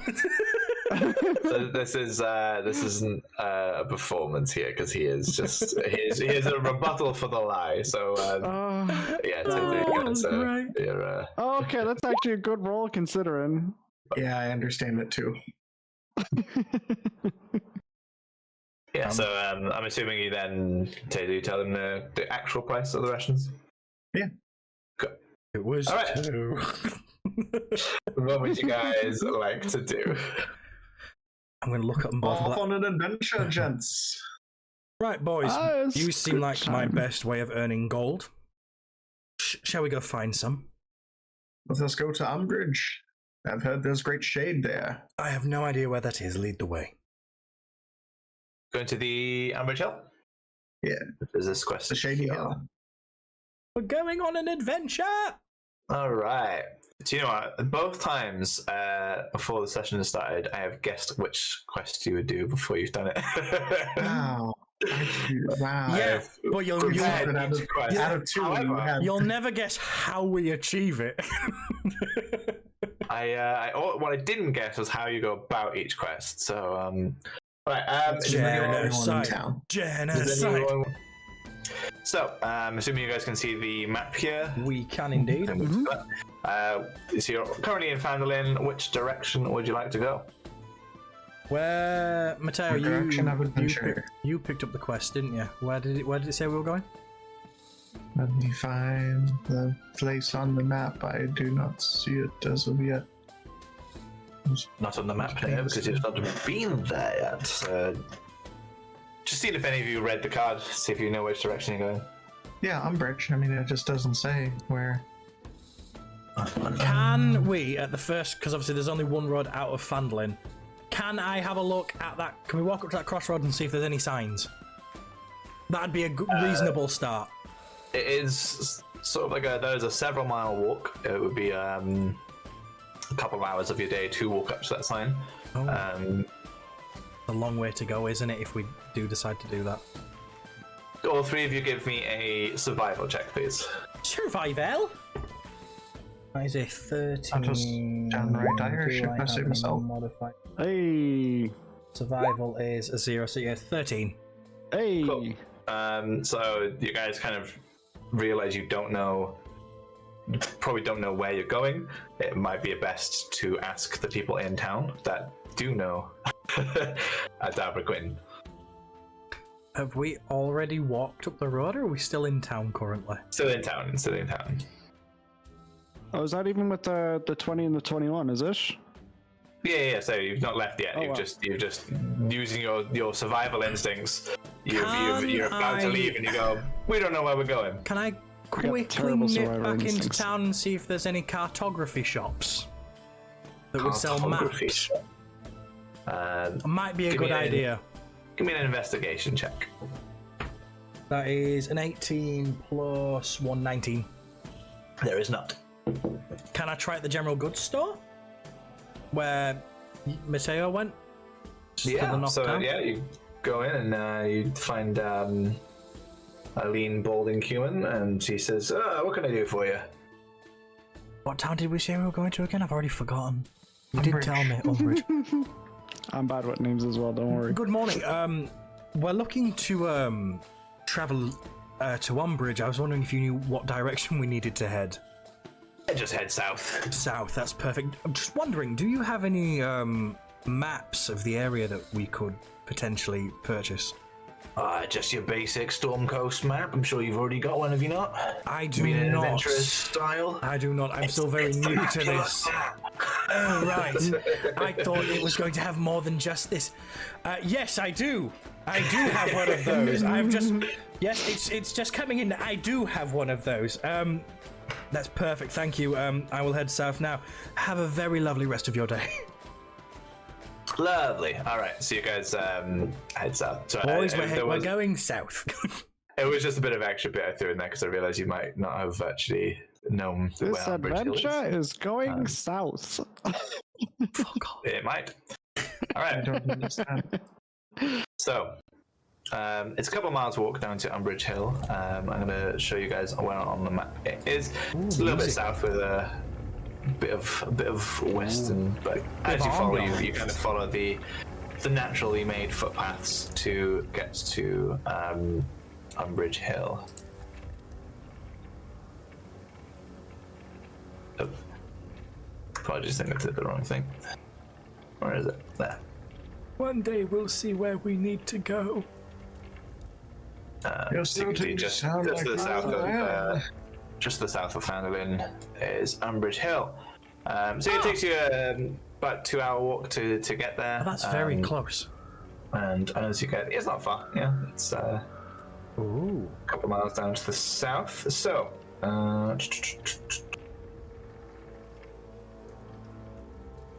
They're very surly here. As you guys is it? approach,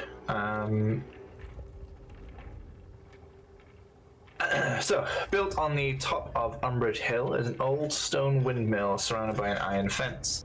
As you approach, you see a large winged monster with a spiky tail is trying to knock down the windmill's front door.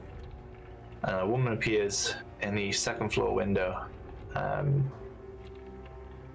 Apologies, your goes on the wrong side. No, you come from the south. So you guys can see up the hill, and there's a woman standing in the window, and she looks over. Guys, a little help!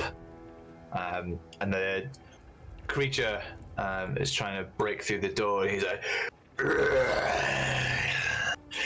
food. I think we just picked up rations. From where it is that wall next to it completely obscuring it, or do we have like a clear line of sight on it? So from where you are, obviously it's 5 feet per thing. You go quite a distance from it. You're down the hill. This is ruins. Destroyed walls, and it is quite large. So you can clearly see it, and it is against the wooden door of this windmill. I'd first like to cast Mage Armor. Well, yeah, cast Mage Armor, I guess. No problem. She says she's on the second floor. Yes. Kirst, you have Mage Hand, don't you? You cast it last session, didn't you? I do. Yeah, I have Mage Hand as well. Both Yeah. have it. Okay, boys, I might have a very stupid idea here. I like it already. Could we potentially rescue her from that window with some of your magic before we even look at the big scary thing? It can only lift up to 10 pounds, unfortunately. Yeah, so combined we would be able to lift 20 pounds. I don't And think while 20 she pounds. is quite thin, I do not think she is that thin, and I hope she cannot hear me saying that. would it not at least slow the fall? Or would she just kind of splat? She would most likely splat, yes. Scrap that idea then.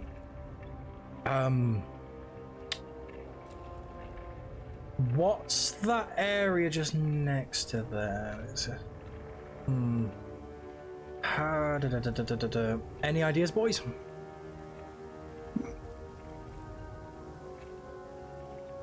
I have one other one, but I don't know if you guys have any better ideas. Do you want to perform for it and we can go make the rescue? I was thinking if I get up to the top of that hill where those, I'm assuming the boulders of some sort? Wait, okay. Just there. Down south? Up there, yeah. How the hell do I ping again? Oh, it's that one. Wrong click. From where you are, it's just a bunch of rocks. I could hide up there and use my minor illusion and try and lure it away if you want to try and get her out of the building before we even look at fighting this thing. But just please be quick, because I don't fancy being something supper. An illusion, you say? That may be a good idea. You know, Can we hear it shouting food and stuff like that, by the way? Yeah, you hear that. Yeah, it's quite loud. If you make it something tasty, perhaps you will definitely get its attention. That's what I'm thinking. In that case, I have an idea. You have We an can throw idea. you to it. Well, For me. I know you're bad at it, No, but I not really, you, old man. I'm thinking the tasty one. I know you're bad at it, but I definitely. much preferred it when you were lying. Right, so do you want me to go distract it? It seems like a stupid idea, but it might work. If you take your rations, and perhaps you can feed it. I'm not planning on starting a petting zoo. What? Hello?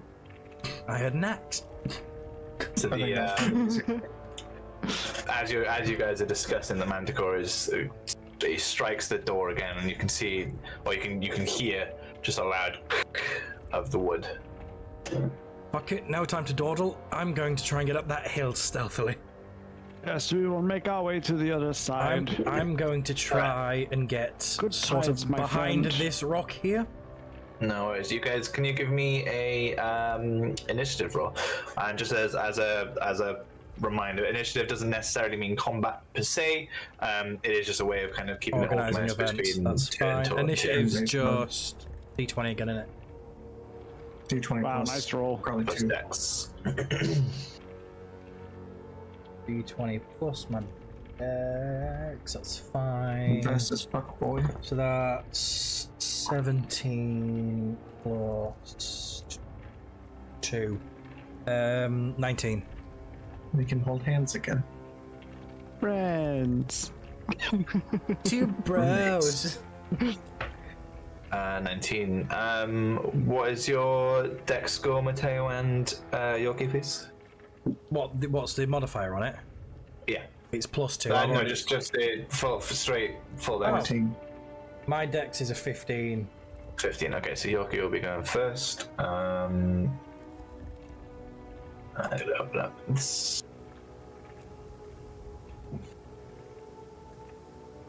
There's so much on this website that I click and it'll open into a new tab, and then there's others that just don't. So that is what the creature looks like, by the way. And Bloody hell, that's hideous, isn't it? Oh, yes.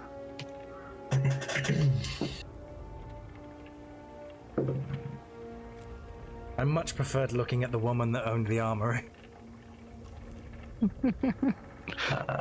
She could probably also easily eat me for dinner. I preferred the manticore, if you ask me. I don't know what that is yet, because we're too far away to really tell what it is, I think. You also we'll do some rolls afterwards. All right, so Valen, you're up first. Okay, well, I'm going to try and stealth up here behind that rock, and then hide. So move your. If you want to dash, you can dash, but obviously you got your movement speed and everything yes. for your turn. Dash doubles your movement, doesn't it? It does indeed. Yeah. How far would that be? Oh god, that's far, isn't it? I'm just cautious. I might not be able to get up there in time before it breaks in, but I'm gonna give it a go anyway. Yeah, I'll go to about. Do you say around there is included in this? That one just above it. Yeah. Go in there. Head to about there, then. Yeah. Cool. All right, Tate, you're up. Yeah, I think I'm gonna go. Let's see how far I can stretch. Yogi, did you say you're trying to sneak? Trying to sneak, yeah. Do you want me to roll a stealth check? Give me a stealth check, yeah, please. That is 16 modifier plus 2, 18. Cool. Just kidding, I had it all set. Okay, yeah, I think I'll go right about there. How do we do that They don't measuring thing again? I know you told me last session, but I never figured it out. On the left. On the left Hands panel, there's right. like a ruler shape symbol. Ah, yeah. I'll readjust it from Good- two. But good I think to know. that- Yeah, Thank if you you. click it twice as well, you can change to like circle or cone or whatever you needed. Perfect. Yeah, that was close, but Cool. just need to move to the corner. Grandolph, what would you like to do? I shall move. Oh, sorry, Mateo, are you stealthy as well, or are you just running up? I figure I'm going on the opposite side of the building, so I can. Do you want me to roll just Yeah. regular stealth? No, it's up to you if you want to stealth. You can run up there anyway. Obviously, you are obscured. It won't be able to see you. It's just if you wanted to be sneaky about it, or if you are just running. What May as weather well. is it? And what time of day? Sort of coming towards midday. It's clear day. It's just the sound effects make it sound rainy. I was hoping like you could have said like there's a storm, so they Alright, can't yeah. hear your footsteps. Sorry, I think that's the sound of the windmill itself. Well, So it just sounds it's a a bit good windy. thing we're over here. All right. Once again, so the manticore, instead of attacking the door this time, he kind of starts circling the building over to here. He comes back, stepping over the ruins, and he comes back, and you just hear a very just loud echo, "Give me the food!" And Valen, you're up. Okay, I'm just gonna double check our plan. Where is my spells list again? What's the range on 30 feet? Okay. But if I dash, that takes my action, so I can't cast that, can I? Where's my ruler? There. I'm gonna dash again. And I'm gonna get to. Is that just like a normal fence around? Is it just like a picket fence kind of deal? It's an iron fence. Iron fence, but it doesn't offer much visible cover. No. That's fine. I'm gonna use. But I can't climb over it, can I? So I'd have to go for a gap. Yeah. It's 45 to You get to can there. right click to right click it and you can make a little measure. Just out of range. So if I. Oh, you can. That's cool. All right, so I can get. Jesus Christ, that's hard to read. So I can get just sort of near the house. I could get to around there, and then from there, what's 30 feet? Oh no, that's not good. In that case, no, I'm just gonna dash again. I'm gonna keep doing what I'm doing plan-wise. I'm gonna sort of get myself up to around about here, where about 55 feet there to where the fence is. And then I'm gonna kind of see if I can like hide at the base of the fence. If there's like any solid bit of lie down, A little bit of cover. It's not like it's not completely. I'm gonna obscure, try and stealth there, and then I'm gonna try and keep my head low, and I'll use the dash as my action that round. Yeah, we'll keep your other stuff. That's fine. Okay, so I've not broken stealth then, yeah. No. So take the you're up. How tall is the building? How tall is the building? Good question. well, actually, oh wait, no, never mind. Ignore me. I was gonna say something, then realized I had already used my action for the dash, not stealth. So it's about 60 foot tall. It's like looks like quite big floors. You can kind of see the separate floors. Each floor is about 10, 12 feet tall itself, and then obviously it's to the roof as well. So it's quite a big building. Would you say, sorry? We can see. There are windows there. She is also. This is the bottom floor image. You can just see her there, so she's not actually on the bottom floor. The triangle bits are windows at the bottom that are kind of. They're not big enough for a person to go through. They're kind of slits. So like when you see like the archers' windows on old castles and stuff, right? Are there any? The upstairs windows on the second floor are proper windows. Okay. Wizard man, I have an idea. Yes. I'm gonna throw you up into one of the windows once we get up to the tower. I don't know how I feel about this idea. We need to get information about the beast. You are the best one to get up there because you can't throw me. I could try and climb, but I don't necessarily. I'd much rather throw you. Did you not listen to my story earlier on about Not tossing a dwarf. people being tossed? Yeah, but it didn't work out. Except guess what? I was not the tosser, so I would be much better at it. Okay. Just meet me up at the castle gate, because now this is the point where I start sneaking all the way up here to the nice little... While he's sneaking up there, where I am, do I have a clear line of sight on what the creature is now? Yeah, so on your next turn, I'll get you to roll for it.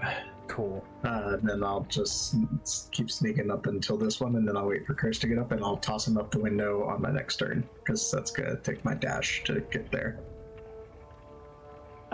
Question. Do we hear what the Manticore was saying on the last turn?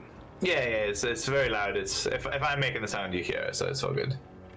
It's echoing across this hilltop. So we heard that I was asking for that food, yeah? Or give me the food, I think it was the words. Mm-hmm. You hear that? Okay. So we're using the dash, dashy dash, okay. You also keep doing the stealth. Oh, yeah. Yeah, I'll keep your stealth rolls, that's fine. Oh, keep them? Oh, okay. Yeah. I would be very happy to reroll mine, but that's okay. Alright, so yeah, once again, Yeah, Finn, you did miss it. the Manticore is going to Sorry. just claw against the which door. Doesn't look like it does any damage to the door this time, but it's just and Villain, you're up. This might be a stupid idea. That's fine. Oh, sorry, Villain, give me a history check, please. History? That I completely missed the fucking tray then. That is Seen one of these. Oh, that's not gonna be good. That is. Oh, and it's an 8. I thought it was a 3. That's not as bad as I thought. What's my multiplier? History. It's 1, so it's 9. No, so yes, you don't recognize what this creature is. You've never seen one or heard of one before. Awesome. Does it make him shit his pants?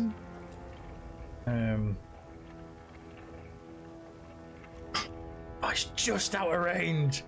Oh, I could hide on that corner. Fuck it. I'm gonna keep my stealth. I'm gonna dash. And I'm gonna try and. I'm gonna hide against that corner of that wall. This is the game where he dies. Oh, I fucking hate everything about this. All right, take the you're up. All right, let's get to tossing. You toss us. Are you ready to be tossed, Randolph? Please let this work. So give me an I'm athletics too check. weakly to die. He's a very big dude as well. It's gonna be a big throw. There's not a big enough throw. Can he reach with his little fingers? I'm tossing him up, but it's just not quite there. Yeah, you launch him up and he goes a couple of feet into the air and just lands back down, and it's Can I catch nowhere him? near. Nowhere near. He lands fine. It wasn't a big enough throw to even cause him damage. So Grandolph, you fly up into the air, just 2 foot, maybe 3. You reach up and you just immediately land. Right, next time Back to the ground. In his arms or my on the hands. ground? Into your hands? Oh, I Yeah. feel quite safe here. Next time I'll boost your foot up, and then we'll do it that way. Perhaps I could aid with some acrobatics of some sort, like perhaps a skip. Wait, hold on. I have an idea that Yes. may work slightly better, actually. Well, it is your turn, so. Yes. Well, the I idea that would they're like- hiding, and the dude's literally on the other side of the wall to them, and Gert's just like, I have an idea! I do, though. I would like to use Blessing of the Raven Queen. As a bonus action, you can magically teleport up to 30 feet to an unoccupied space you can see. You can use this tray a number of times equal to your proficiency bonus, and you regain all expended uses when you finish a long rest. So, I would like to teleport up there. Up to the window To the where she window. is. To the wall. You can teleport 2, but you won't be able to teleport inside. But So I you kind love of just be on the. Oh, can I not teleport inside? Well, you're Oh. right up against the wall, so you can't see through the window to see where you Okay. land. You can I teleport can- through the window. I can see through these slots, yes? Yeah, you can see through, so you can get to the ground floor.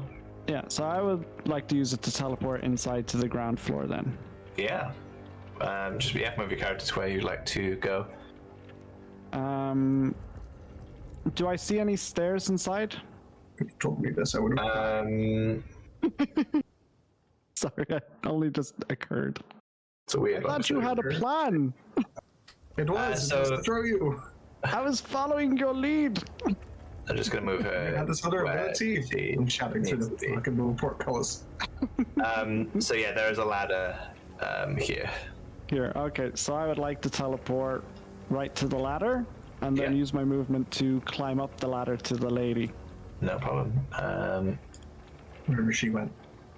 So if you go to the top of the map, there is the second floor map. I did there. wonder why that was blocked off. Hello there. What side's the windmill spinning on? So she's there.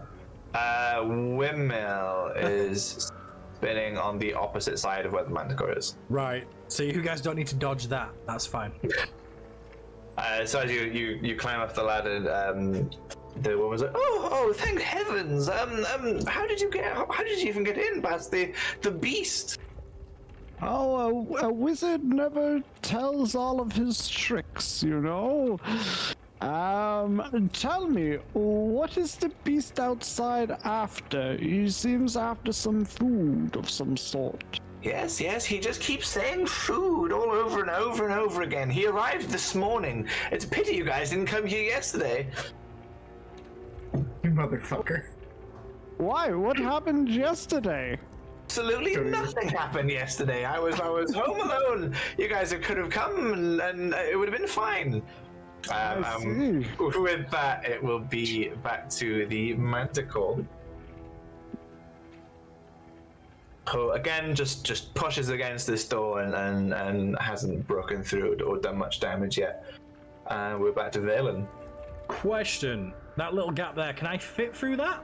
There's that little gap in the wall next to me. Or will I have to go to like a wider gap, like a full square gap to get through? So I mean here, yeah? Yeah.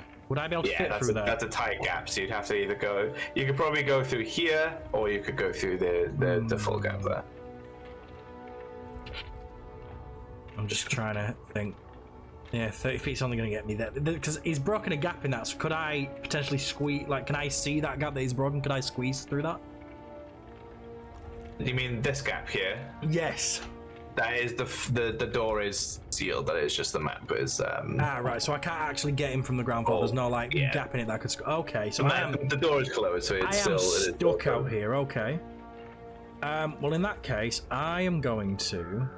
So if I go from there to, I'm going to buy them some time. I'm going to sort of like just move one, move myself there. And then I'm going to cast Minor Illusion here, which is my cantrip. It's 30 feet range, and I think I just checked that as 25. Is there a DC for Minor Illusion? Let me double check. Minor Illusion is... There is no DC. If a creature takes a study action to examine around the image, the creature can determine that it is an illusion with a successful intelligence check of your spell save DC. Creatures descends the illusion for what it is. The illusion becomes faint to the creature. Right, so I can use that to create sound instead.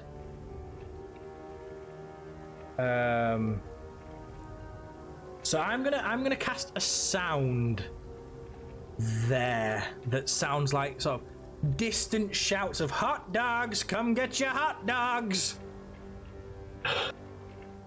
And that is going to be my action, and I'm going to remain stealth behind this wall. Lovely. All right, Tater, you are up. You threw Grandolph, and then immediately after he landed, he went, I have an idea, and just teleported inside the windmill, and you notice him climbing up the ladder.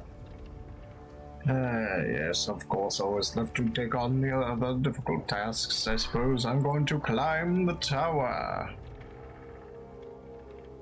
You're gonna try and climb the wall? If I can. Give me an athletics check, please. 21, nice. So yeah, you managed to just find some rocks that or some brickworks that are kind of sticking out. You get some nice handholds, and you climb your way up to the outside of the window. Grandolph, as you're talking with Adabra, you just notice this half orc just sort of just pull himself up in inside the window. So your action would be to climb the window. Well, she was shouting out the window, so the window is open. So you pull yourself through. It's quite tiring. It was a lot of big climb, but you pull yourself through the window. Hello there. She's like, whoa, orcs as well. What? Is he with you? And she looks over at Grandolph. Yes. Calm down now. He's with me, the orc. Glad you didn't lie. It's a good thing I didn't call you a shapeshifter. That could have really screwed the pooch, couldn't it? Yes. Yes, Grandolph, you're right. The half-orc is with me, yes. May I ask, would you be able to, pray tell, query with the manticore to ask what food it seeks? As it seems quite intent after some food, specific food. Perhaps elderberries. Perhaps. Were you talking to Adabra then? Sorry. Dabber, yeah. I will also just say that, like, you know, it doesn't know that we are here as well, which is why I'm asking you to query with it, and obviously keep a safe distance, of course. What was your question again? Sorry, I missed some of it. Just to query, what food exactly it's after. She said she's. Well, I don't know. This is a windmill. I grind herbs and I've got a little bakery and stuff, so I make bread. But I don't quite know what he's after. He just appeared about an hour ago and started trying to smash down my door. I didn't particularly question the beast. Yes, but it's shouting for food, you see, and it's asking you to give it its food. Well, I imagine it would ask anyone for it. It's probably a hungry beast after food. I don't really know what I have to do with any of this. Well, if it wanted food, it could go hunting for it rather than stop at a windmill. You must have something specific. Perhaps you have some of its catnip. Are you by any chance farming catnip? She's like, all I have are herbs and ingredients for potions and things like that. I don't really do anything that a beast like that would want. Listen. I didn't ask the beast any questions. It came and shouted for food. I live here. Okay. Randolph, go ask him some questions. Sure. I'm gonna try and alter my, because I think I'm starting to get a bit more into Tater's line of accent than my own, so I'm gonna try and revert back a little bit to differentiate it. So, excuse me there, Mr. Beast. What kind of food are you looking for? Where are you for this though? Because you're on the second floor. So I'm peering out the window at whichever side the Manticore's looking at. Okay, so you go for this window here, yeah. That window there, yeah. Got it, yeah. Will So he be able to see me from there, just like down on the floor behind a little wall? Give me a perception check, please, Kirst. Actually, no. What's your natural perception? Sorry. My natural perception is, I think it was 14, wasn't it? One sec. We're gonna have to have this one open for that one. My passive perception 14, yeah. Cool. Yeah. So you don't notice Valen. He's hidden behind that wall, very very stealthy. So yeah. So you pop open the window, and what were you saying to the beast? Sure. Excuse me there, Mr. Beast feller. What kind of food are you looking for inside this building, if you don't mind me asking, of course? Amazing. So go to the Manticore as there's a noise of someone shouting about food behind him. He turns, and as he turns, his sort of vision, as he turns in this way. Oh no! And just as he starts looking over here, Grandolph pops out the window, goes, "Excuse me, beast!" And the beast immediately turns back around and says, "He's like, give me meat."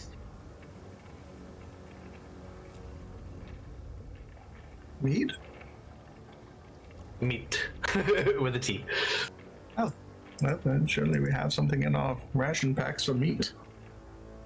Yeah, hearing that length, I'm just start looking at mine. See if I have anything. With that, he's also going to take another swipe at the door there, with enough force to smash the door open, and the door just collapses inwards. And he sort of looks back up at Kirst. Meat now.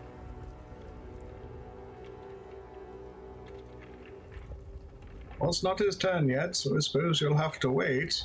Yeah, so Valen, you're up. I'm gonna buy you guys some time.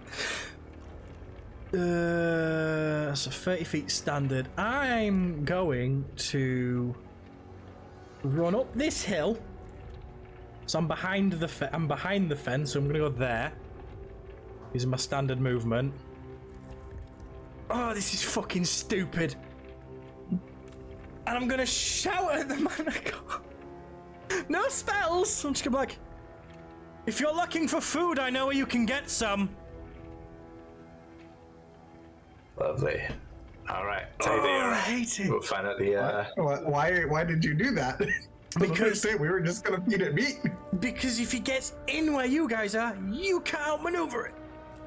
Oh, we're up a ladder though, so we're kind It of. has wings. We're up a ladder though, and It it's a has small entry wings! point. It'll be coming through a small hole. Well, it's too late now. Yeah, we know. That's why we were wondering. Besides, I couldn't hear your guys' plan, could I? Really? So all I saw was we the didn't door really have a open. plan. We were. Yeah, I saw my character saw the door open and was like, "Fuck, fish in a barrel." So. Tato, what are you doing? I'm just throwing as much meat as I can from my ration packs out at it. Yeah, you can throw. Throwing the whole ration pack out.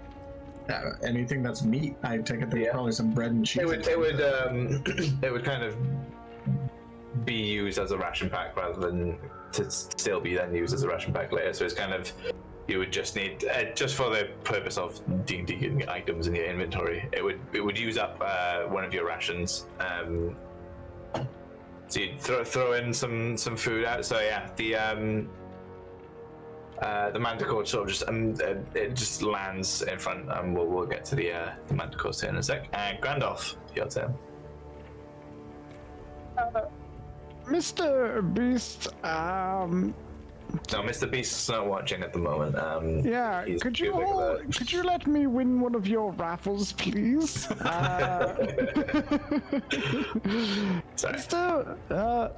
Manticore, the rations that have been thrown out in front of you are the only meat that we have. Bar these nuts. Yo. No, not that part, obviously. Listen, you say it, so careful. That's all that we have are these rations. Sorry, fuck. I don't know what other food you're looking for. There wouldn't be none in here though, because this is a windmill for crops and barley and such. You know what I mean? So are you telling the Manticore that is the only rations you have that Mateo has thrown out? Don't lie to it.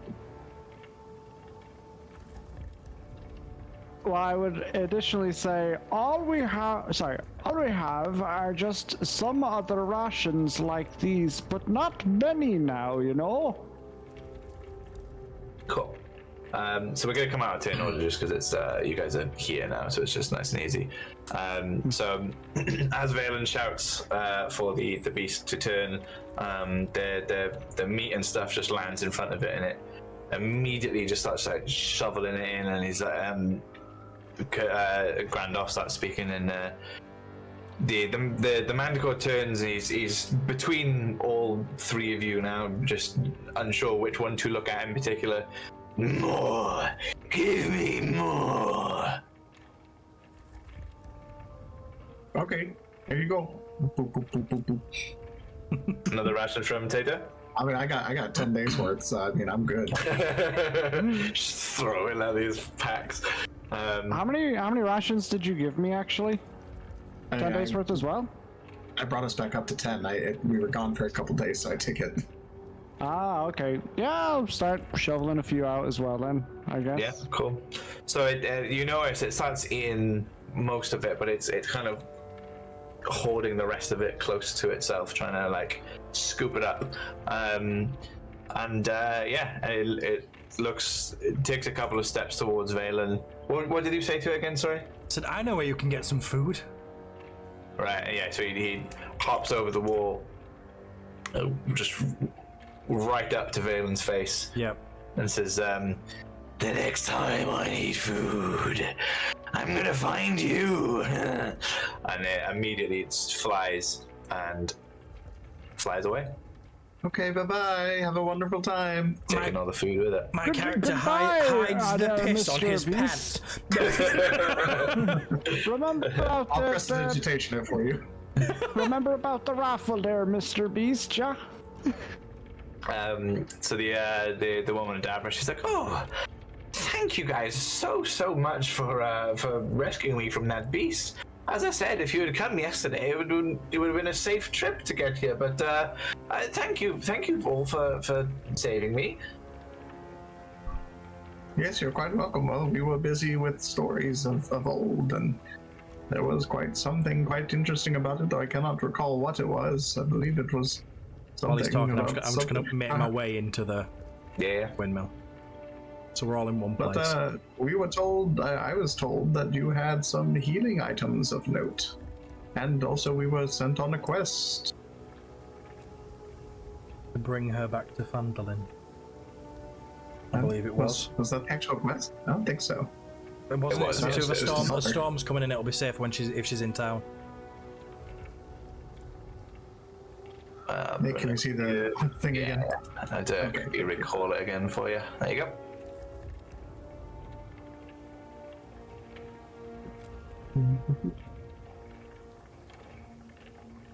Yes, we have come to escort you to Fandolin. Well, look, I'm not going to leave. I will be fine here. Once I repair the door, I'll be nice and safe. The storm doesn't bother me. There's manticores are the worst thing. There's also dragons. Dragons, you say? Oh, Randolph, you said it was white, correct? Ah, yes. I saw a white dragon, a baby, if you will, flew over by in the town earlier, about 2 days ago, also when it was safe, actually, now that you bring that up. I do think it's in your best interest maybe just to be in the town just for a little while until things cool down a little bit, you know? Give me a persuasion check. Can someone else give damn that it. persuasion check? Yogi? I mean, I'm more than happy to just off the back of what he's saying, just sort of put my hand on it, like come up behind him, put my hand on his shoulder, and sort of interject to what he's saying. Just be like, look, people are worried about you in town. That thing might come back. At least just come back with us until we know the dragon situation is safe, and someone can come back out here with you to make sure if it does come back, you're looked after. Yoki, also give me a persuasion as well. How's it good? Yeah, Gert's got a 4. Gert's rolled a That 4. is a 13 plus 6, 19. I think it's Cool. plus I 6 shouldn't anyways. be allowed to talk at this point. You and me both, buddy. Definitely not allowed to tell any more Yeah, stories. 6. So, yeah, 19. So Give me a rod of charisma, okay? she's like, look, I'm fine. I assure you, I'm okay. But if you need to let Townmaster Harbin know that I'm fine, just to get your reward, here. And she turns and she scribbles a note down for you and rolls it up for you, and she hands it. And she says, and as a token of my appreciation, please take one of these. I know you guys didn't fight, but it may come in handy in the future. And she holds out a potion of healing. Yay. One for the pie or one each? One. Just one. I think one of you two should have that. Oh, I think the brilliant Tater sure should probably have it, you know? I did want to Sure. say that, but I didn't want to pick on the glass cannon. She's I'm just a cannon. and she says, "If I know it's not much, but I do have to say this is my business that I sell these What can we buy more? potions and things. Yes, it will be they are 75 gold each. You see? Okay, I will take an extra one. Great. And that says yes. She hands you the potion.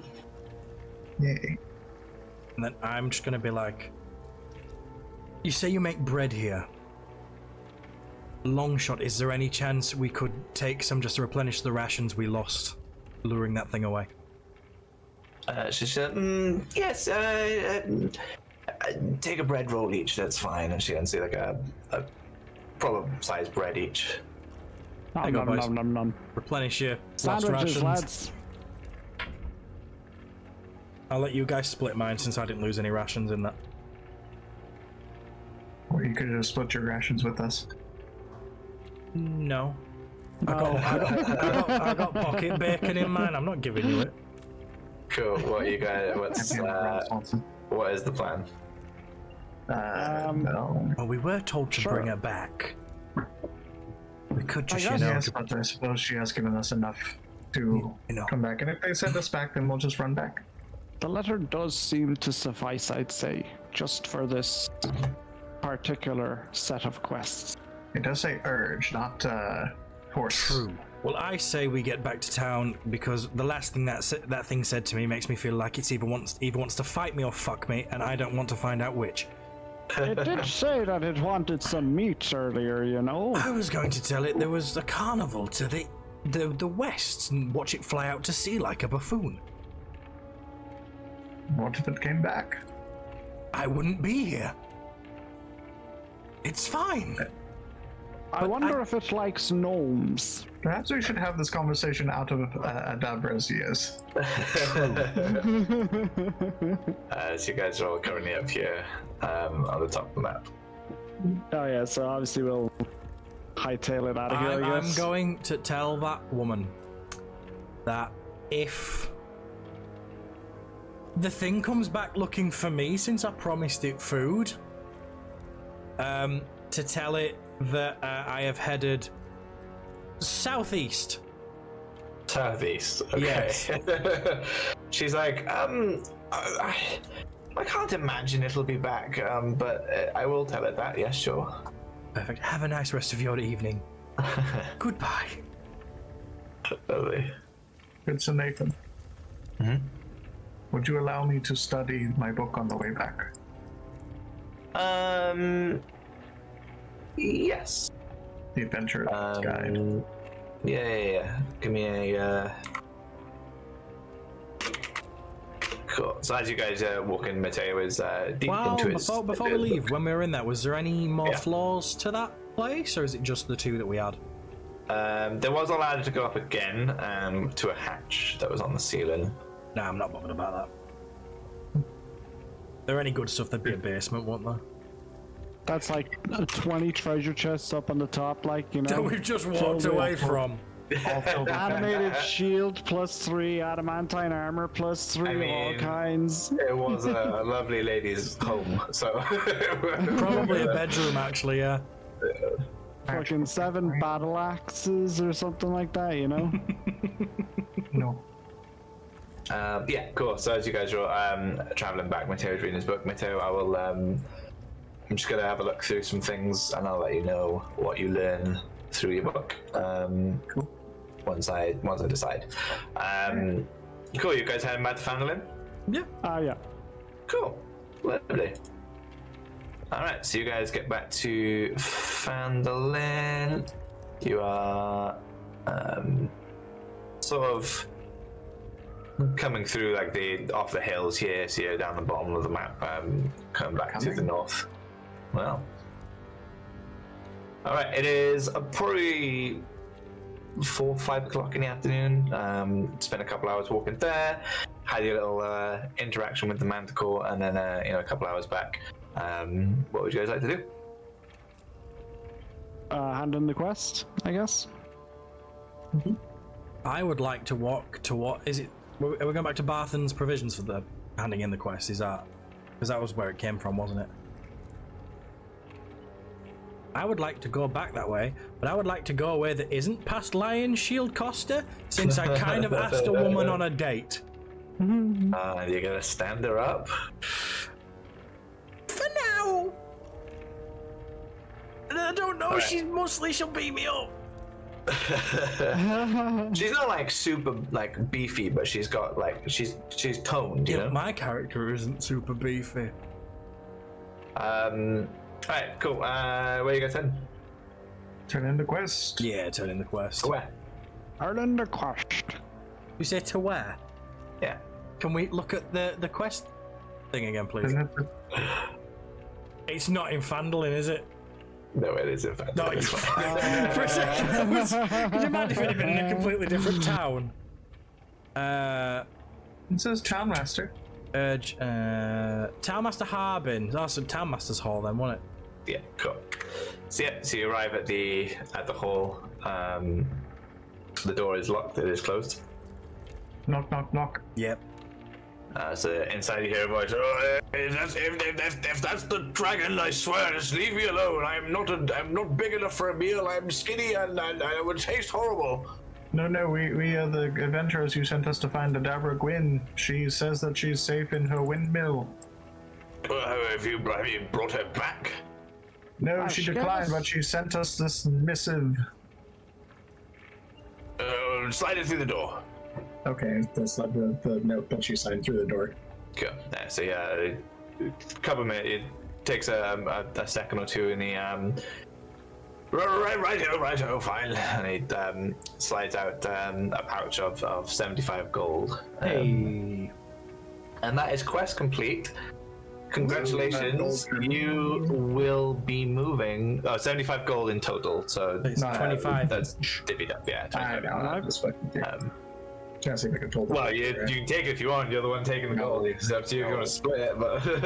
I split it. We've been down this road before. I give them the cheeky lie of, it's only 25 gold.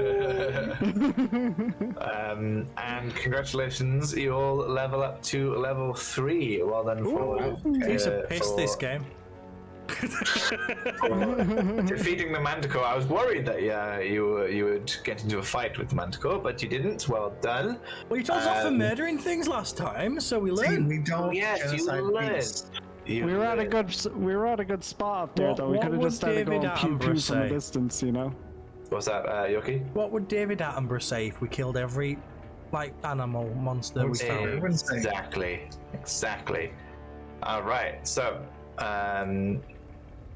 you can save your level ups for out of session because we are close to running out of time. We have 10 minutes if you guys want to do anything. Randolph, tell us another story, please. We don't have time for another No, story. I'm going to go to Lion Shield Costa and ask the lovely woman whose name I have written down somewhere, Lenine. I'm going to ask Lenine if she would like to join us for an ale, and we will embellish the story about the Manticore. The lady from the there. Oh, you know, I'm feeling kind of tired, so I am. Oh shit! I forgot. I probably should go and lie down now that you mention it. Yes. Okay, Grandad. If you need anything, you know where we are. Yes. Don't mention me also, please. Yes. That seems like a really strange request, but okay. She didn't take a particular liking to me, so to speak, you know. Did you tell her a story? I was about to. Maybe the story would change her mind. You should 100% ask her. I think it's best that I go and rest for you. Don't worry. Okay. All right. So, Gandalf, you heading back to the inn? Yeah, since they're gone their little date, I'm gonna go to the inn and hide. I don't know any social cues, so I will sit in on that date. Lovely. For dinner. I'm actually so glad you are. I have no intention of this going further than an ale. So, Grandalf, you get back to the inn, and Hogrod notices you immediately. He's like, "Hey, Grandalf, it's lovely to see you again. How are you doing, my friend?" Sure, Jesus, I'm doing all right now there, Sonny Boy. How are you doing today? I'd like to get a room again, a bit of stew, and possibly as well some beer for the room as well there, please. Of course, my friend, of course. As for me, it's been a nice day. It's been quite relaxing here. You know, folks have been telling some stories, actually. let me see what story they told. I've lost my memory a second. Hang on. He's going to read it word for word. I've lost my memory a second. Right. So he will tell you a tale. Asher Jesus Grandolph loves a tale, People been saying, west of them on the coastline is a stone lighthouse, right? And there's been ships been drawn to it and crashing into the sea. I reckon them shipwrecks must be filled with treasure. Then. Oh, you say treasure? I say, okay. And then with that he goes, anyway, I'm sorry to bore you with my tales. None of them are quite as extravagant as your own, I imagine. Let's 3 gold for the drink, the food, and the room for the night. Aye. I'll hand over the 3 gold. And I'll mosey on up to the room with my new information as well in hand. Lovely. So, Vela and you enter the Lion Shield Costa, and Linene inside, she turns, she's like, oh, it's you. Hi. So. And she's like, well, I wasn't far off closing up for the night. Did you still want that drink? Well, if it wouldn't be too much trouble. I've got a wild tale I can tell you over a cold ale if you would like. That sounds I hope you lovely. I hope you don't mind. We have a chaperone. she looks over at Tato and she's like, I was hoping it would just be, me and you. So was I. And me. No. No. He has separation anxiety, you see. A little bit like a puppy. Right. Yes, let's head to the inn. I'm sure we can escape him later. I hope. Grandolph, what are you doing at this point? Are you heading up to your room? Yeah, heading up to the room, having the stew, having the ale. Cool. So you enter the inn, and Hogwarts like, all right, lads. Oh, Linene, lovely to see you again. Oh, you guys made friends with Linene, have you? She's good people. Aye, she's lovely, she is. Quite the looker, my friend. You've done well there. Anyway, what can I get you all? We'll have 3 ales on our lovely friend here, and whatever is hot and fresh. And I'm pointing at Mateo when I say on our friend here. You send very mixed signals. Well, if you're going to join us, we might as well. There. Well, if you're going to join us, we might as well make use of you. That'll be 6 gold, Master Tater. There. What? Why are you asking me for the gold? He's the one who said it. Yes, but he said you is the term means that you will be paying. Sorry, the accent's gone. Right. Well, my clothes. He wants me to take my clothes off. I'm confused. You know what? Make that 2 ales and 2 hot meals of something nice and fresh, and he can sort himself out. Here you go, 4 gold. With that, he gives you he's very confused as he gives you these 2. And he whispers into you nice and quiet, and he says, "You want a date there, lad?" I don't quite know what it is yet. I'm fucking terrified. Listen, Linene's good folk. She'll be kind to you as long as you're kind to her, alright? Noted. Listen, you're a good-looking chap. That's all that matters to her, right? Whatever you do other than that, just be a good person. Don't lie to her. Just treat her nicely, alright? Good job, I'm a very honest soul. Right, He's already the most difficult mission. As soon as he said don't lie, I was like, he took that personally. I do the 2 ales and some 2 bowls of food. And it's Is Mateo still stood in the door trying to figure out if he needs to take his clothes off or not? Yes, Tato, what are you doing in this situation? There's 2 ales and 2 food been handed. Valen and Lenine have taken one each of the food and the Oh, I figured I'd just go sit at the table then. You're just joining them at the table. Lovely, lovely. I love you so much. So You asked for this, don't act like you didn't want me to do this. Lenine looks over to. She's just purely talking to Valen at this point, not even just. That's okay. Just I'm just trying to listening. acknowledge Valen more than anything. So, you said you had a story to tell. Yes, it was madness. We went over to this windmill to the south. Oh, Umbridge Hill, yes. That's the one, yes. You went to see Adabra, yes. We did.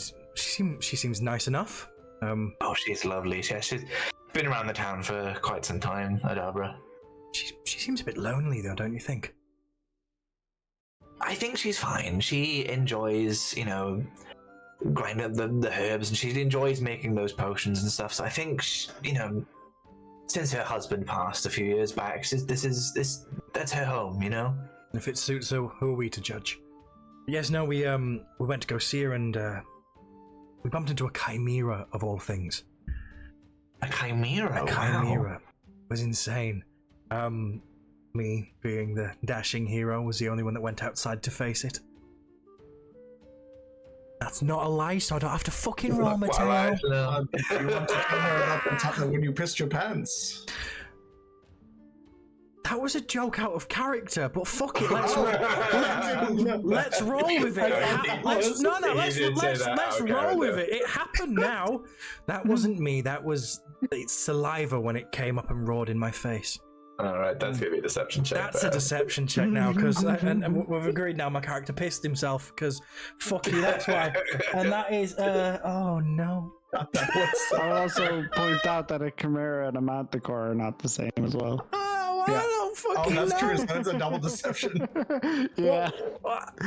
Well, I didn't mean to lie on that one, so can we just say I said manticore then? Because I got the names mixed up out of character. The chimera isn't a lie because you don't know what creature that was. That is true. Okay. I don't know what it is in real life, so fuck it. So it's deception is a +6 to my 5, so that's an 11. Cool. She's so she doesn't quite believe what you said. She's like, It sounds like you pissed yourself in front of a chimera. It does. That's true. But okay. Why Yes. did you say saliva? Were you a bit embarrassed? Well, yes. But I mean, honestly, who the fuck wouldn't piss themselves when that thing's a meter away from your face? Listen, I'm not judging you. Chimeras are scary. They're a very big, ferocious beast. I'm assuming it had the chimeras I know of have lion faces. Is that correct? Yes. Yes. That's the one. You know what? Who am I to judge? She takes a swig of ale and she please tell me what happened with the manticore. Sorry, chimera. You won't believe this. We managed to charm it. You charmed the with creature. our wit, not with magic, with our wit, and we managed to convince it to leave. And now I'm pretty sure I'm in a committed relationship with it. I'm not quite sure yet. It kind of terrifies me.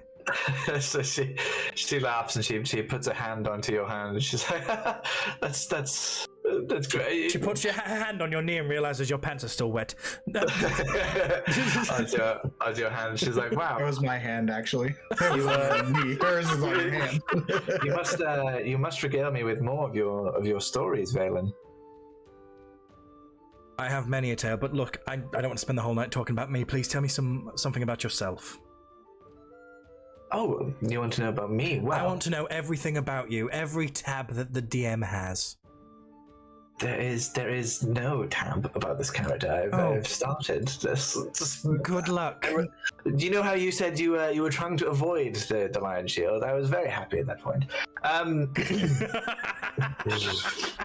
Well, I came from a a small town, which was a mining town, quite far across the sea. Get the name of that in a sec. Pretty sure it's Yester. Let's find out.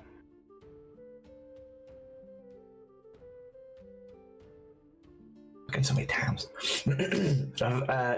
I came from a small, the city of Yarta. I don't know if you know, it's quite far to the east. Have I heard of it? Give me a history check. I'm sure my history is a +1. Let's have a look. I accidentally burped a little bit. I do apologise. And Tater, give me one as well if you're listening. No, it was a 3. What am I doing? That's including my Give modifier. me a history check, please. Oh yeah, So that's I have not heard of it. No. Oh come on. So you say that's? Did she say that's over the sea? Yes. I have spent some time on the seas, but I can't say that I've ever heard the name.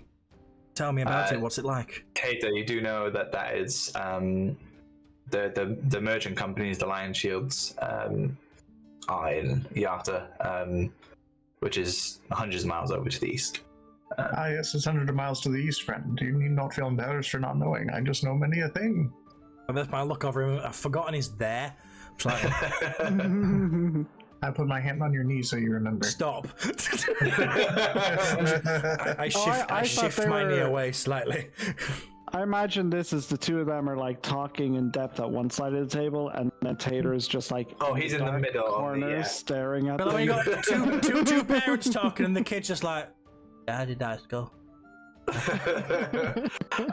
So she says, "Well, yes, you're right." And she doesn't even look at Tater. She just kind of goes, "Yes, you're right." But I grew up in a small family. My father was part of the Lion Shields, and we had business over in Yarta. But I kind of wanted more from life, so I said to traveling, and found my way to Fandolin a few years ago. It was still, as you can see, it currently is still being built, but it was very new at that point. So I thought, why not make my services of good use here? So I set up the Costa, and occasionally we get deliveries from Yarta, but I make some of it myself, as you probably saw. And yeah, that's how I ended up here. Yeah, bitch, improvisation, motherfucker. I'm impressed, I'm actually. It's almost like you're an actor. And a writer. I'm neither of those things. Give me a second. But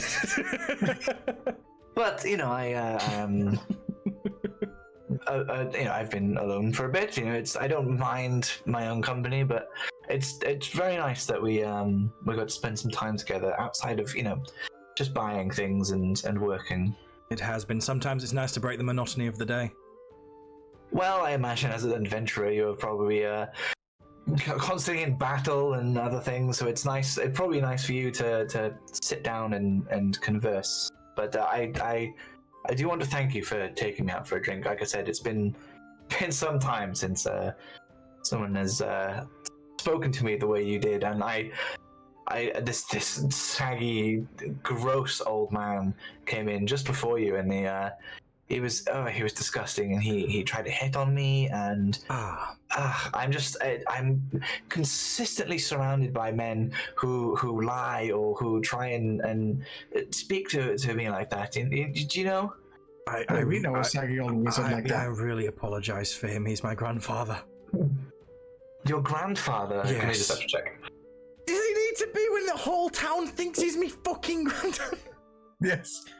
Well, only certain people do. 19, it sticks. He's still me granddad. 19 plus, what's my deception? +6. That works. Nice.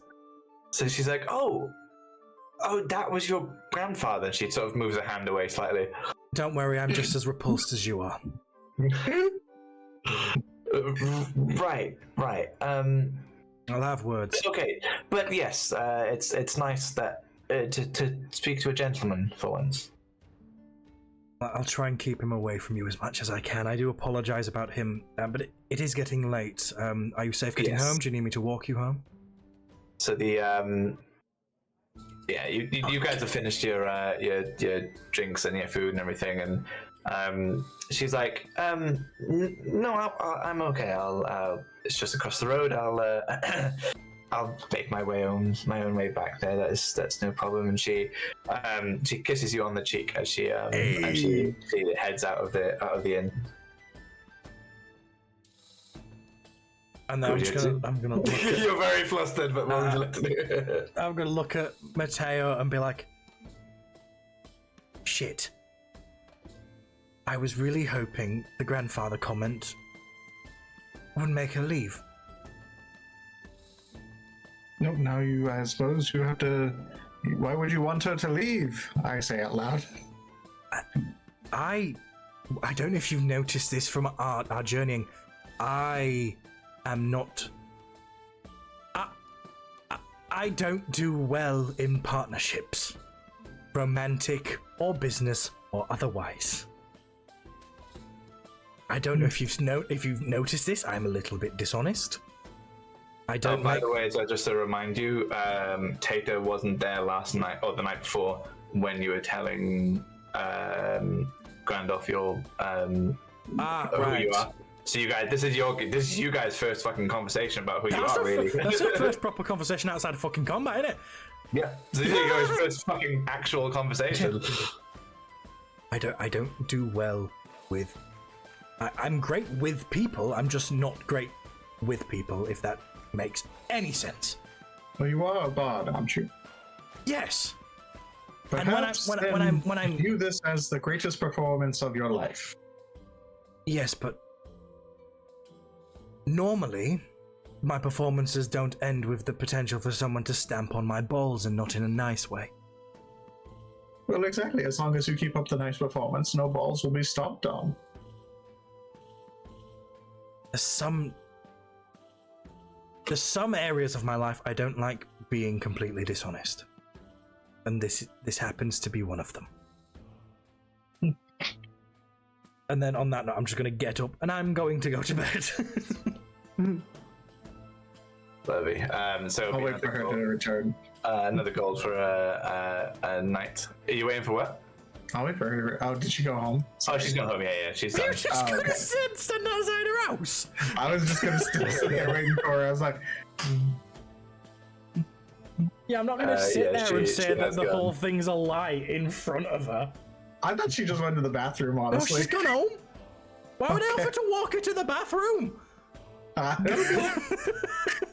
right. So, Tato, are you heading in for the night as well? Yeah, I suppose so. Lovely. So another goal for the room. We'll skip the conversation with old Hogrod because that is all we've got time for tonight. I am afraid. Thank you very much for playing. You guys did very well this time. I feel like you've. We did very bonded. well last time, minus the genocide. We're actually a team now.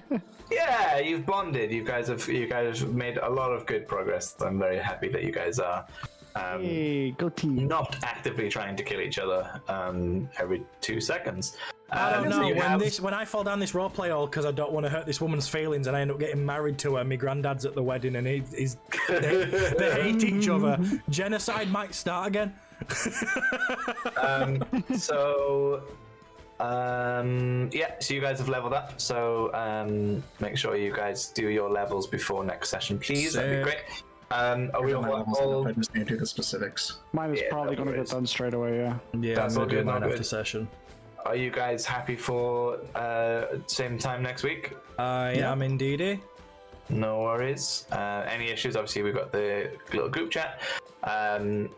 As I did yesterday, I think it was, I will message you all individually as well, just kind of get a rough idea of what you want to do tomorrow in the game. Tomorrow? Tomorrow. Like in game tomorrow, yeah. It just helps me kind of plan some things. If I know roughly what you're, because sometimes you don't end up doing what you plan anyway. But if you have a rough idea, then I get to be able to go right. Okay, so I think they could probably end up tending here. to try and do like 2 or 3 sort of, I call them personal quests per session. So yeah, well that's fine. So yeah, have a think about the what's happened so far and everything that you've all the knowledge that you know. Mateo, I will message you with the information that you know from that book. I'm kind of seeing it as like an encyclopedia of different creatures that this adventurer has And what I will say, encountered. just to kind of build into that, is that I took nature as my next proficiency, so I think nice. that would also kind of build into that. Yeah, that's fine. Can that's we fine. just, when we went up for that rest at the end of session, can we just make note that I washed my pants whilst I did it? No, this pants were in our- I love how you Motherfucker, said that it was out so- of character, but it became. He brought it up and I was like, fuck it, let's do it. I could not tell the difference. Let's I face was it, like, if anyone of us Lord. actually had a manticore in our face or came here with whatever the fuck it is, I What's don't manticore? know. I mean, yeah, a lion in your face. It's a Yeah, little absolutely. one, yeah. When Grandalf tells this story to whoever else in the future, that's going to be like at the start of the story every single time. Here's a story about how the devil boy pissed his pants. In Cheers, front mate. of a manticore, and he thought it was a chimera. Fuck off. That is the end of the session for today, guys. Thank you very much for playing. It did work out a lot better than the last time. Though. I hope you had. I hope you had a good session today as I had well. a It was great good. It was time. good fun for me. It was nice and easy for me to DM because fucking half of it was spent listening to the entire 35 minutes. I hope minutes of it. everybody enjoyed it. Like really, I'm not yeah, cutting that in least. the edit. That is Chat staying was in all of chat it. was enjoying it a lot. I heard Lily laughing a few times. I think it was a very entertaining story. Oh, wait, there's one we all made thing fun of before you. The stream. I don't mind. Make fun of me. It's fine as long as people liked it. You know. What was that? Always remember chat. Sandwich. Sandwich. I'm surprised you haven't asked for one from Hog Road, to be honest. But we That was going to be my we have some supper, but bread. then I was confused because he asked me to take my clothes off. I was all right, guys. Thank you very much for playing. I will see you all very soon. Hi, everyone. Talk to you later. Bye.